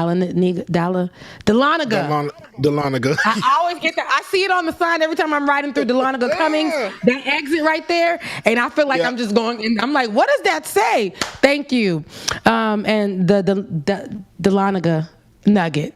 So the black residents of Forsyth County were forced to start over, securing jobs, forced to start over. This is them running the people out of Forsyth County, moving them out of that area of Oscarville and into the Gainesville area. So the black residents of Forsyth County were forced to start over, securing jobs and opening businesses where they could in Gainesville. And those who owned land in Forsyth no longer felt safe coming back to claim what was theirs. Moving forward nearly 40 years through the process of preparing for Lake Lanier, the U.S. government acquired the rights to more than 56,000 acres of land in Forsyth and Dawson counties to make room for the 38,000 acre lake and more than 700 miles of shoreline. That meant forcing the remaining folks out of their land. About 24 of the nearly black landowners of Forsyth County at the time were able to sell their land. 24 of them. The other properties have no record of sale, and some believe the abandoned land was simply taken by white residents. Yep. That is what Lake Lanier was built on top of. So, and I'll say this as well too, Rebecca, because I love that you found this information, because I think last week, 2 weeks ago, I was just doing some research on Lake Lanier, and I've watched like dive videos of people going down there that you still see lampposts. There's a church still built down there. You see street signs as well too. So all of this stuff is still under the lake, and they wonder why people always die in the lake. They are them spirits of ancestors that never got what was theirs and that were forced to be outside and moved. This is what I'm talking about all the time. Now, granted, this happened in 1912, but this is a history that many people do not know. And the people who are in the area of that area that are white know the history of that area, but they never will say there was a black community that once was thriving here. They are going to claim something that was not theirs, and that's the history of America. I said this before. That's some of the essence that America is built off of. It's always claiming something that isn't theirs, and if they can't get it the way they want it, they will kill, steal, and destroy. Remove all historical facts about how this land was once owned by someone else. I mean, it is America's essence for real. It is America. You know, indigenous people still to this day have to fight for protecting at least remnants of their heritage, of their areas where they are at least kept in their family for generations and generations, because Americans already stole their whole country. Now, we talk about Oscarsville. That's just a small part of Georgia. Georgia is known. We know Georgia's history. When people say Georgia, we know that there are a lot of places outside of where we live today. Yeah. Just miles away, just maybe at least in the 50 to like 30 mile range, that you will see it's very racist right here where I am. I go all the time to downtown of where I'm at, and they always stare at me crazy. It feels uncomfortable. Real quick. My mom and my dad just told me a story yesterday that they had in Riverdale, which is predominantly black. You would think that it's more black people there, but while they were at the store, excuse me, Mom was sitting in, I think, coming out the door, and Dad was sitting outside. So while my dad is sitting there, a white boy comes out and said, "It's a lot of niggers in there." And so my mom comes out, and my dad is just like, Daddy already can't see. My dad cannot see, so he's just like, did I just hear that? So then another white family comes out behind them, and they were like, oh yeah, he's not with us. But yes, in a predominantly black town, it doesn't matter. It's closer than y'all think. That's it scary, really though. is. In a predominantly black town, what was it? Just a few weeks ago in Buffalo, we had the murders at a grocery store of a white person going into a place where black people were predominantly and shooting them down. So just to hear that gives me a cause for a pause, and that's scary. And Rebecca, one last one that I just found out about too. My niece, 21 years old, they stay in McDonough, Georgia, which is further south of Atlanta. She was coming out of a racetrack down there. So while she's coming out, she's thinking that the white guy is holding the door for her. As she gets close up to the door, the white man slams the door in her face, busting her lip. And if I'm not mistaken, said something derogatory as well too. Yeah. And where was this? What area was this? McDonough, Georgia. It's about maybe 20, 30 minutes south of Atlanta. Yeah, here it is. If you think that these things don't exist anymore, they do. They still exist. And this is, this is problematic. And even on Memorial Day, we want to recognize the people who have gone. Y'all over there at Lake Lanier, there's people underneath that water that have passed and gone. That was not too long ago. And I believe, if I'm not mistaken, Forest Park or whatever it was, not too long ago. I think I am 32 years old. About 32 years ago, they were fighting because they wanted to integrate the area. They were fighting because of that. Oprah, I think, went out there to do a story. And what happened was they ran Oprah behind out. She went to go do that story, and then they told her if she's going to stay there, they're going to run. They done ran her up out of there right here. I'm 32, and this is about 32 years ago. So they did not want to. So this is fresh on people's minds. This is the way that Georgia functions. And if you do go, and in these areas too, if you're looking for a place that is affordable, these places are pretty affordable, right? Yeah. Outside of what's Atlanta right now. But they don't want you there. That every time you go online to look or whatever, they are claiming lands or areas that weren't theirs before, but they're claiming it. They thought Buckhead would be theirs, and they thought making Buckhead fresh and new would be great. Black folks came over there from other counties and towns and everything, and now white folks are trying to leave it abandoned to move towards other areas and gentrify those areas. And it's not fair, because black people have found areas in Georgia that they found solace and no issues, and not trying to be pushed out and things. And it's a lot. I don't like Georgia's history, but I do think that people should know about Georgia's history. Georgia's history is not really always history, because a lot of those things that we would think are historical and are foreign and people aren't living those lives anymore are still happening today. I seen a TikTok not too long ago about an area outside of Georgia, a small town, and there are a lot of small towns outside of the Atlanta metro area. In this area, there's still a restaurant that is functioning. If you pull up, they have the pictures of black people as monkeys, and them eating watermelon and very racist things inside of the restaurant, pickaninnies and stuff like that, all in the restaurant. And the restaurant is still thriving and functioning in this small town that has Trump everywhere. It has the former President Obama in a racist light on the wall.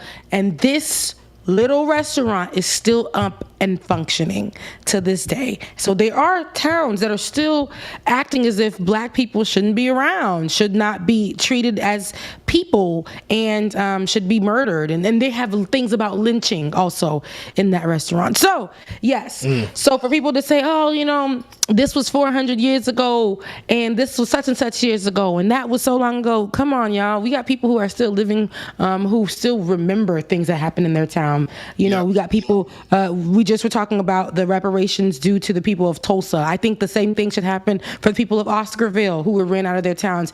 These stories are very, very, very, they're not that quite uncommon. They're very common around the world. Around the United States. I can only speak for where we're from. Around the United States, these stories are very, very common. And so when we discuss these things and when we talk about things like Memorial Day, we don't talk about the black folks that really served for this country and lost their lives. They served in that way too, having to fight for their land and things like that, and still getting it taken away from them. We got so many stories that we could go by with those. But yes, racism is not only something that happened hundreds and hundreds of years ago. We are still living that every single day. We can look at that with the recent shootings and things like that. Now, discussing the recent shootings, I want to pivot to talking about bulletproof backpacks. As we are seeing another rise in media, another rise in media of covering these massacres, these mass shootings. I remember in 2017, I'm trying to remember it was the high school shooting, and I can't remember the name of it, but it was the high school shooting that happened in 2017. And I did a story when I was doing the first of Like It or Not with Benjamin Dixon. And we covered a story, and I need the name of the school, but we covered the story about those high school kids, and I covered the story for, oh my gosh, me and Ben were just exhausted. But we started covering the story about bulletproof backpacks and how they were created, and how the Republican lawmakers were saying, and the Republican leaders were saying, this will be a way for us to protect our kids. They literally put the protection of kids in the hands of teachers and in the hands of the parents to put these book bags and send these kids to school and have these kids cover themselves with these backpacks. So these bulletproof backpacks are now in demand, and the demand is spiking following the devastating school shooting in Uvalde, Texas. Manufacturers are saying they are seeing a spike in their sales. 4 companies that manufacture the bulletproof gear said they've already seen more customers searching for these type of products since the gunman had opened fire in the local school, Robb Elementary. Yazir Sheikh with Guard Dog Security, a company that manufactures and distributes various self-defense products like stun guns, alarms, and pepper sprays, said that they're seeing an increase in customers interested in the backpacks, which the company says can act as a shield in the event of shooting. Now, we're telling our babies, the elementary school kids, to shield themselves. And back when I covered this story of this is the school, I believe, in Fort Lauderdale. It's in Florida, the Florida school, and I can't remember the name. Parkland. There we go, Parkland. The Parkland shooting. We're telling them that they should be covering themselves. Now we're telling these babies they should be covering themselves with these backpacks. A person standing in the line of fire can hold the backpack up to their head or chest to deflect the bullets. Product illustrations on the website show the backpacks come in different colors and patterns and weigh less than 4 pounds, according to product descriptions. Guard Dog Sheik said he has donated a portion of the proceeds received from the bulletproof backpack sales to Make Our Schools Safe, a nonprofit started by the parents of one of the Marjorie Stoneman Douglas High School victims in Parkland, Florida in 2018. I mean, if I got down to the bottom, I would have got the name of the school. But yes, so all of that, we are telling our children, and here's my thing about it. Hold on. Give me one thing. Give me one moment here. I'm just trying to. There's so many things I have on this thing about it, because there's one thing, but there's another thing. There's always going to be another thing. Listen, before we get to what we have here, now, here's my thing about it. All these Republican leaders to this day, from the history of all these school shootings, have stood on one thing, and that's going to be to deflect. Put it on somebody else. Always just put the blame, put the responsibility. Still make your kids go to school, though. But what we gonna do to make y'all feel better is put them in these, and to see kids associated with this kind of commercial or this kind, it does not sit right with me. Me neither. I don't want to see my kid wearing a backpack and police officers shooting at something or shooters shooting at something to practice. I don't like it. This is America. This is normal. We move away from what happened, earlier this month, in Buffalo, and then we come down and we remove that story in the media altogether. Those people who lost their lives from this reckless gunman who went to the Tops grocery store and killed them because they were black. And the thing is, we can't keep both stories in the media. Both are gruesome. People losing their lives because they're black, and some psychopath walking into the school because whatever the case may be, and shooting off these kids, babies, children, these babies. The developing a story of these police officers actually going in, grabbing their kids when they heard about the shoot. This is actual and factual, y'all. This is actual and factual. This is part of the development of the story of the school shooting, and these police officers going in, grabbing their kids when they heard about the shooting, because some of these police officers had their kids locally in the school. They grabbed their kids and then didn't do much more because they thought that the shooter was no longer a threat, and even though the kids were still calling 911 from their cell phones from within the school. Oh, the officers did nothing in between that time. This is actual and factual. This has been confirmed. And Rebecca, I just found this out this morning that, if I'm not mistaken, the police chief called off that it was an active shooter, even though that they were kids still in the damn school calling 911 and saying, I'm in the classroom with victims. Mm-hmm. I'm in the classroom with 8 or 9 kids that's still alive. Mm-hmm. And that's called it off? Yeah, this is true. They did. And so this is something that we have to... what's happening, there's a big deflect happening. Even now, during a lot of the conversations that are surrounding this, it's like... It's interesting to see how the NRA is trying to spin it, and Republican leaders are trying to protect the NRA and the rights for everyone to own guns. Here's the thing. Why are people...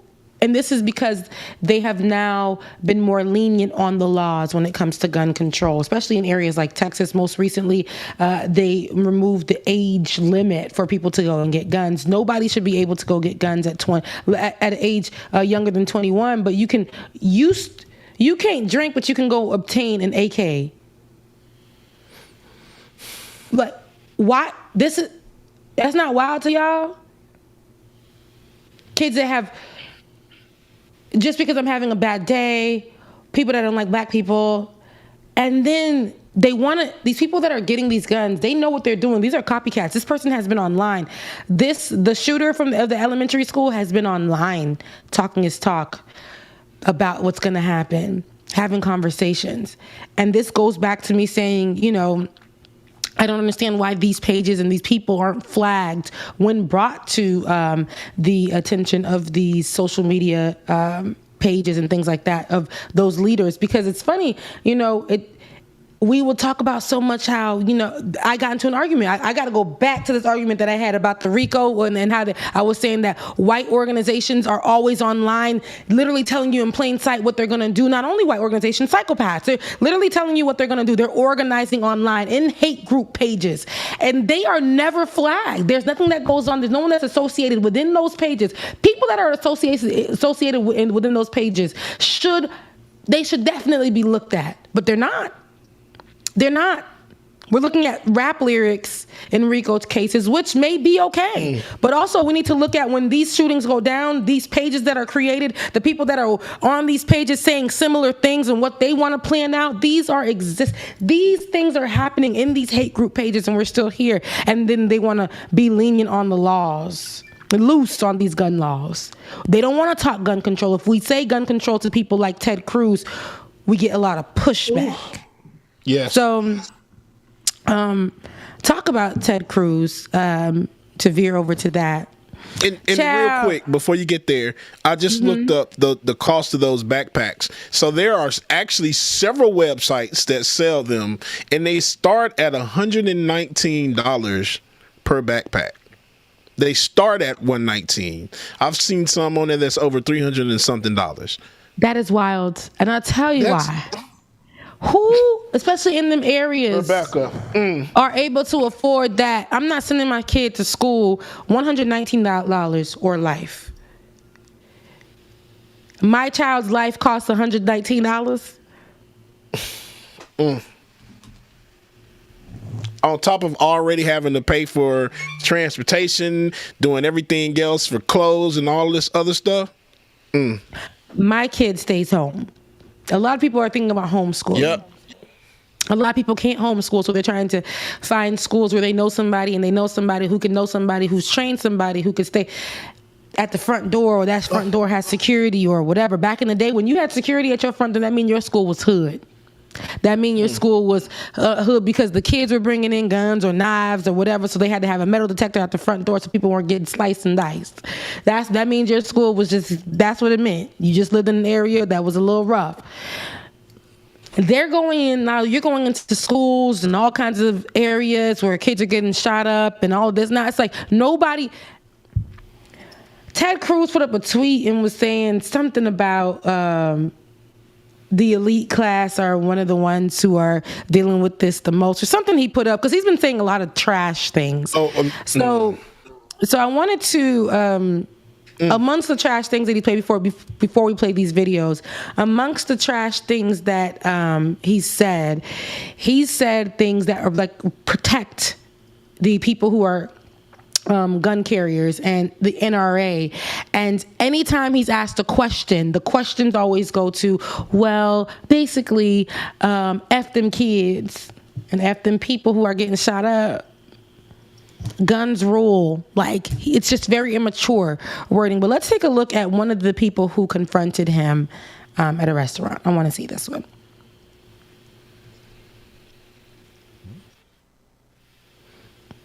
No.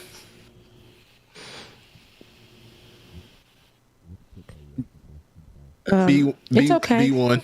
B1. Well, I was trying to follow the. Why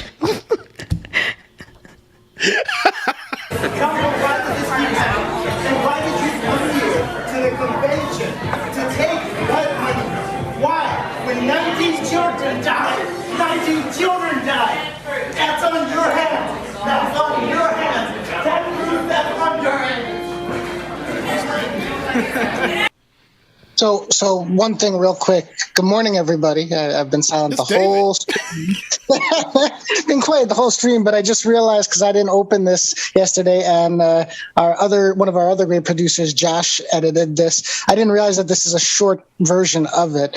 So for those that, I don't know if you saw it, Rebecca, I don't know if you saw it, James, but this guy, the parent is actually a member of an organization. I believe he was there specifically looking to question Ted Cruz, and he started by taking a picture with him and then started questioning him while putting his arm around Ted Cruz, like his hand around his shoulder. And then all of a sudden Ted Cruz became defensive and then waved goodbye as he got, carried away. Just want to give the context because that was not the full interaction. Okay. Well, the one I wanted to actually play was the one of him with the reporter. You said all that, but that's not what you said, Rebecca. Because I'm trying to follow what's on the sheet. It's so Monday morning for me. That's B2. That's B2. Yes. Can we play the one with the reporter? This is going to be the one with the reporter asking questions. And to Ted Cruz about why this only happens basically in America. Is this the moment to reform gun laws? It's easy to go to politics. But it's important. It's at the heart of the issue. I get that that's where the media likes to go. No, it's not. It's where many of the people we've talked to here like to go. The proposals from Democrats in the media, inevitably, when some violent psychopath murders people. A violent psychopath who's able to get a weapon so easily. 18-year-old with 2 AR-15s. If you want to stop violent crime. The proposals the Democrats have, none of them would have stopped this. But why does this only happen in your country? I really think that's what many people around the world they cannot fathom. Why only in America? Why is this American exceptionalism so awful? You know, I'm sorry you think American exceptionalism is awful. I think this aspect of it. You got your political agenda. No, it's honestly, God love you. Senator, it's not. I just want to understand why you do not think that guns are the problem. Why is this just an American problem? Well, it is just an American problem, sir. Mr. Cruz, why is America the only country that faces this kind of mass shooting? But you can't answer that. You can't answer that, can you, sir? You can't answer that. Why is this country? Why is it that people come I can't stand that man. to America? Because it's the freest, most prosperous, safest country on earth. It may be the freest. It may be the most popular. Why are popular. our kids dying in school? Yeah, so it does. It does. Disgust my soul. It rightfully angers us. It does. And when I watched it, I'm like, but the thing is, I'm not surprised because I remember the same energy when I was watching the other shootings that happened there. Not only the shootings, but when they had their storm that happened there, and how Ted Cruz talked about COVID. But let's go back to mass shooting. This I say that to say that this particular leader and his people and his fellow folks that are leaders in the area too, locally and on the state level, they're not. This is how they think about their constituents. This is how they think about you. And who they will protect are the people like the NRA, because the NRA makes money. If we move to sell these backpacks and then sell the idea that America is the greatest and this doesn't only happen in America, and just give you words that don't mean anything, when the simple fact that the reporter is saying, why does this only happen in America? A simple Google search, though, for people who didn't believe what this was, Google will show you how often this happens in America compared to third world countries. Compared to third world countries, the percentage is great. America is dangerous as hell. It's dangerous to go to school. It's dangerous to go to the store. It's dangerous because people can get their hands on these guns. I don't understand why he sits here and he can't really have that conversation or just listen and walk away. Because the responses from these leaders just show exactly why they should not be in these seats. They do not care about the constituents. They don't care about the people. They don't care about anybody but themselves making money. And that is it. They literally are finding a way to capitalize on this moment. And that's pushing the fact, let's go ahead and put to the forefront where they can find guns, where they can buy guns that are safe, where they can find backpacks that are safe. The communities that are getting hit with this the most are the elite communities, and this is what they're doing in the time. The NRA conferences, people aren't allowed to bring guns there. Make it make sense. So you want to protect them, and they can't bring guns there. And it's really giving me, I get so angry, but I can't get that angry because this is going to happen again. And I say that to say that man on Instagram, on Twitter, if you go to Ted Cruz's Twitter and you put in anything shooting, or if you put in thoughts and prayers, this happens so much through the years, y'all. This has happened so much through the years. He has copied and pasted his thoughts and prayers post from every incident like this that has happened. He says him and his wife send their thoughts and prayers and then yada, yada, yada, yada, yada, yada. If you go on Twitter and put Ted Cruz and put that line, it comes up so many times in so many different years, different months, because it happens all the time. And that's very telling. It's very, very telling. I sit here and I tried my best to have a really good weekend and not think about what has been going on and what country we live in. But it was really hard. It was really hard. Like I said, I live in a predominantly white area, and I didn't want to really travel into the city. I don't like going into the city when it's holidays. I don't like going into Atlanta when it's holidays. But I wanted to stay in the area and just kind of go locally. And then I had to tell my sister, like, you know, hey, let's not really go to this side of town or this side of town. She's like, well, girl, you live in that side of town. I'm like, well, let's just go where I know we can go and feel comfortable. These are things that we got to put in our mind. I know I do not want to be desensitized to what's going on. I do not want to be desensitized to what's going on. Me taking a break and trying to live my life is not me being desensitized, but me wanting to move on and not talk about it anymore is me being desensitized. I mean, when I'm on here, when I'm in these spaces, we did need those breaks. That doesn't mean I was not going to come with the new developments on these stories. If we're going to talk about gun control, we need to talk about gun control. That is the fact of the matter. I don't know why people are afraid to have this conversation. The conversation is gun control, y'all. I don't care which side of it on you on. We need to start having that conversation. Not only start it, we need to keep it, and we need to start making some laws dedicated to it, where there's a specific age limit. People can't get it if there's no mental health checks. The type of guns you're selling. Why are kids walking around with AKs and just for free? What do you need that type of weapon for in the public? Those weapons of mass destruction, when you're trying to mow down several people at a time, not even animals. You can't hunt with that. You're going to destroy and mutilate an animal if you hunt with that kind of weapon. What is it for? I don't get it. I don't, like, you saying that, I really don't get it. They use that in war. They use that gun in war. So I don't understand why. I don't get how they think it's okay for kids to just get their hands on it and go around and then capitalize on things to protect our kids from those type of shooters, but will not do anything to really push laws to control for gun control, but will go out there and push how safe the NRA really is, and how safe these little areas really are, and what the real problem is, and then they'll go talk about immigration, because I don't know how that just the mass shooter just goes into the conversation about immigration, but they'll talk about how the border, the walls need to be put up, because that was the conversation too, and then they'll just say how keep our kids in school because it's really safe, and our teachers will protect your kids, and then these backpacks that cost $119 less than they pay the teachers, but get these backpacks and they will keep your kids safe, while the teachers who don't get no raises, who are scrambling on the ground for dollar bills to fund their classrooms to get the right supplies for these kids, will be the ones to take care of and protect your child. No raises though. And the other part of that also, to tell y'all, those book bags don't block against rifle rounds. Thank you for that. That's in the NBC News came out with that story after the sales have gone up on the Bulletproof backpacks. They said those really don't protect they wouldn't protect your child from a mass shooting. They're not as effective as they are promoting them to be.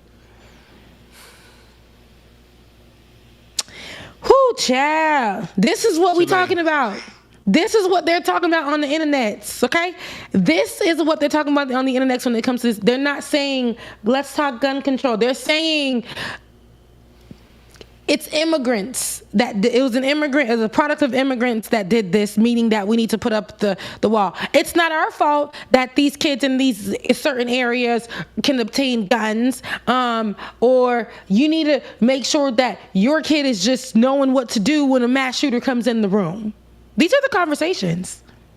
These are what our leaders are talking about.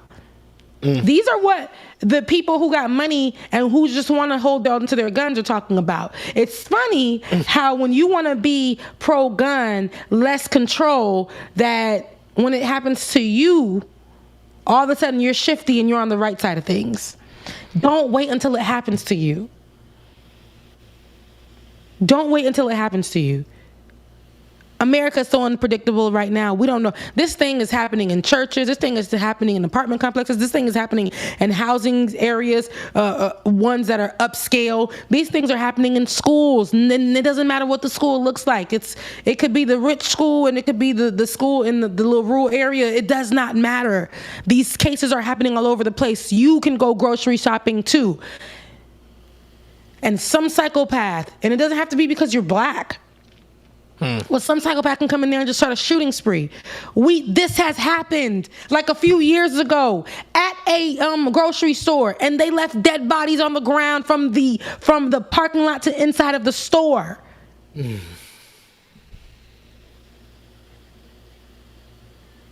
Texas has had, since 2015, numerous mass shootings. Yeah.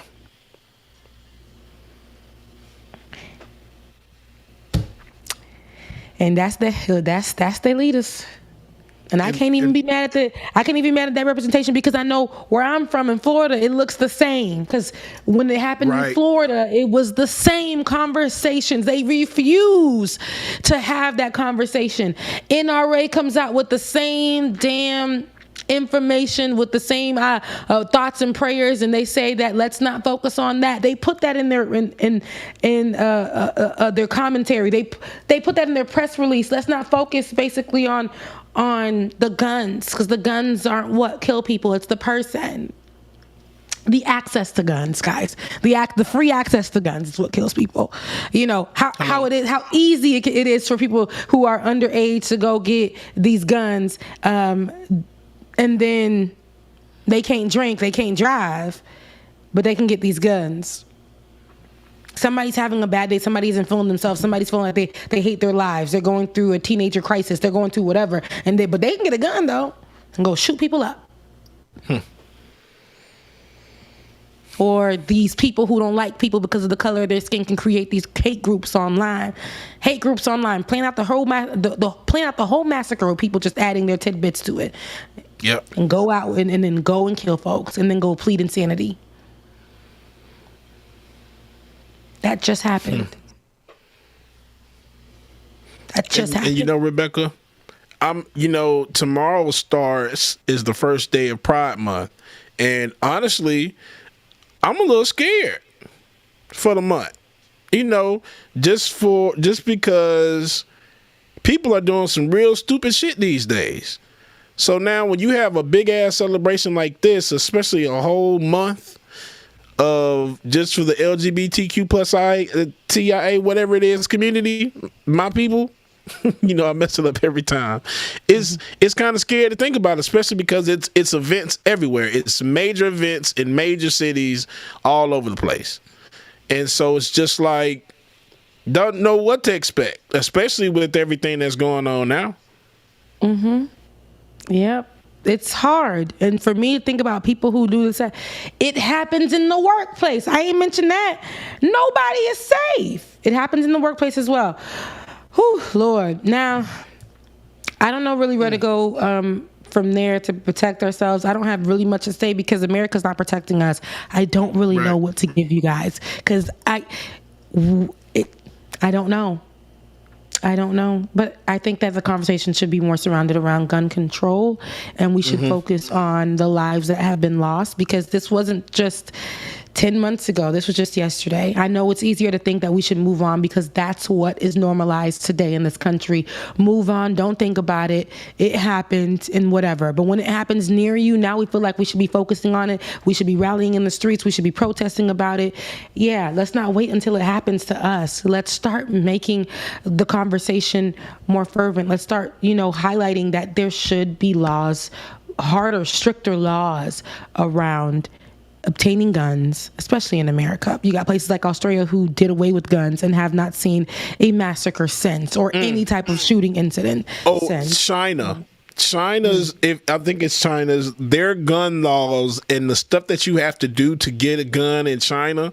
I'm just like, why have y'all not adopted this over here, where you have to go through background checks, mental health checks, doctor checks? You have to go through several checks before you're able to get a gun over there. And it works. Why is it so hard for us to adopt these types of things? because what is it, Second Amendment, Fourth Amendment? It's a gun. You don't need this type of gun around here, man. They can't even. They live in areas they can't even afford to eat, and they worried about having guns, and it's terrible. And it's such the wild, wild west type of ideal to live in out here that even people who don't want guns carry guns. And now we're starting to see more children because of people who want to keep themselves safe and protect their homes. We're seeing more children get access to where these guns are located. And we're finding children, utilizing it and accidentally shooting themselves or a parent or whatever, or going off. We're seeing more of those too, because we're trying to protect ourselves from the people who are out here with these damn rifles. And we're trying to protect our kids. It's a lot. It's a ricochet. But guys, let's try to keep the conversation surrounded and going, and not forget those people also that died at Tops Grocery Market. Those black people that died there, or the children that recently died. And I don't even want to forget, Sandy Hook's kids. I don't want to forget none of it. None of them, right? I don't want to forget none of them. Because this happened here. This happened here in America. And as long ago as Sandy Hook's was, this is exactly the same thing. And how the Republicans are trying to push it under the rug and give their thoughts and prayers, it's exactly the same thing. They don't want to discuss gun control. All right, so let's move towards one more story before we get out of here. You guys know how much I'm in love with Mama Anita Baker. I love her so much. I really do. I wish we had that clip. You remember that clip when, of me and you when we first started? Yeah, that was those were simpler times. Very stressful, but simpler times. Right. Very stressful, but simpler times. Anita Baker, we know, has since received the masters to her music, because she was telling us not to stream it because they owned it, and she wanted all rights to her music, and we know that. She's now doing her, what is it called? What they do when they are the in Vegas tour? Yeah, no, it's not the farewell tour. Now she's doing she got a what is it called? Residency. Thank you. Okay. Yes, they have a residency, and she has a residency in Vegas, and it's great because everybody's going out to see. I need to go out there and see her.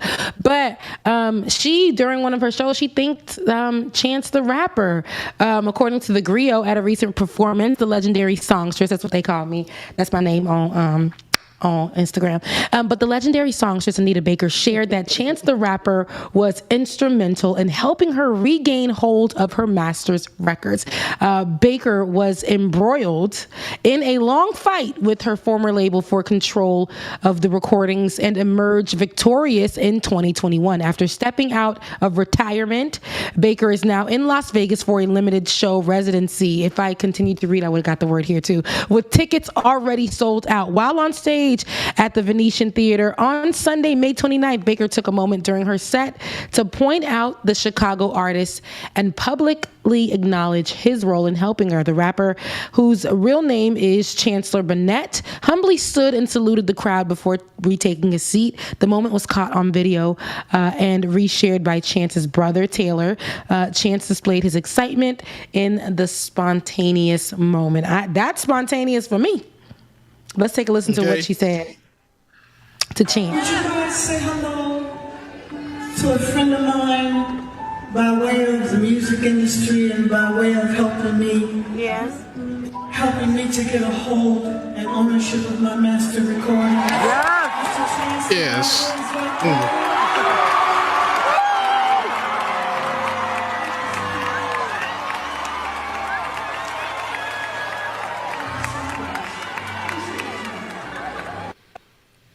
To be able to do that, I love it. It's such a beautiful thing. I mean, we're talking about Chance the Rapper, whole nother era, whole nother type of music, and we're talking about Anita Baker. I mean, the way that he made sure that she was taken care of, that he made sure that she got her masters. She couldn't do it alone. No matter how prominent she is in the music industry, she couldn't do it by herself. And we would have never thought, who would have been like, oh, Chance helped her. We would never knew until she said that. Like, we would have never known. And that's a beautiful thing. I love that he was able to tap into his Music Connects or whatever he had to do to make sure that this legend remained legendary, that we were able to purchase her music and that she got every dollar due to her, and how she's doing her thing. What's so funny?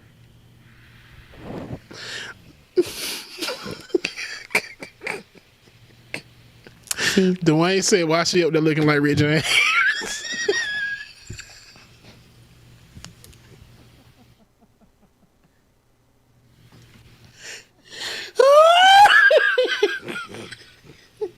Y'all ain't no good. See, this is what I'm trying to work. That's why I don't be in Slack. I'm trying to work. Don't disrespect my queen mother. Do not disrespect my queen mother. Don't do that. See it. You know what? Shouts out to the original songstress, Laura Estrada. I did receive my cocktail money. Thank you for the don't play with my queen mother. Anyways, thank you for the Cash App. Thank you also, Latif, for the Cash App. It is Tuesday. I'm gonna go get me some tacos up the street. And I'm gonna get a cocktail, and I'm gonna relax my mind and chill and eat these. Hey, baby. Oh. Anyways, thank you guys for that, though. I really appreciate you guys. I missed you guys during the break. I ain't even gonna lie. I ain't even gonna hold you. I was trying my best not to hop on my camera, but let me tell you too, I would never be disloyal to y'all, because I'm gonna tell you what happened during that break. The Hill was like, Rebecca, you want to come on a few times this week? I was like, no. If I'm not going on to my show, I'm not going to go on to your show.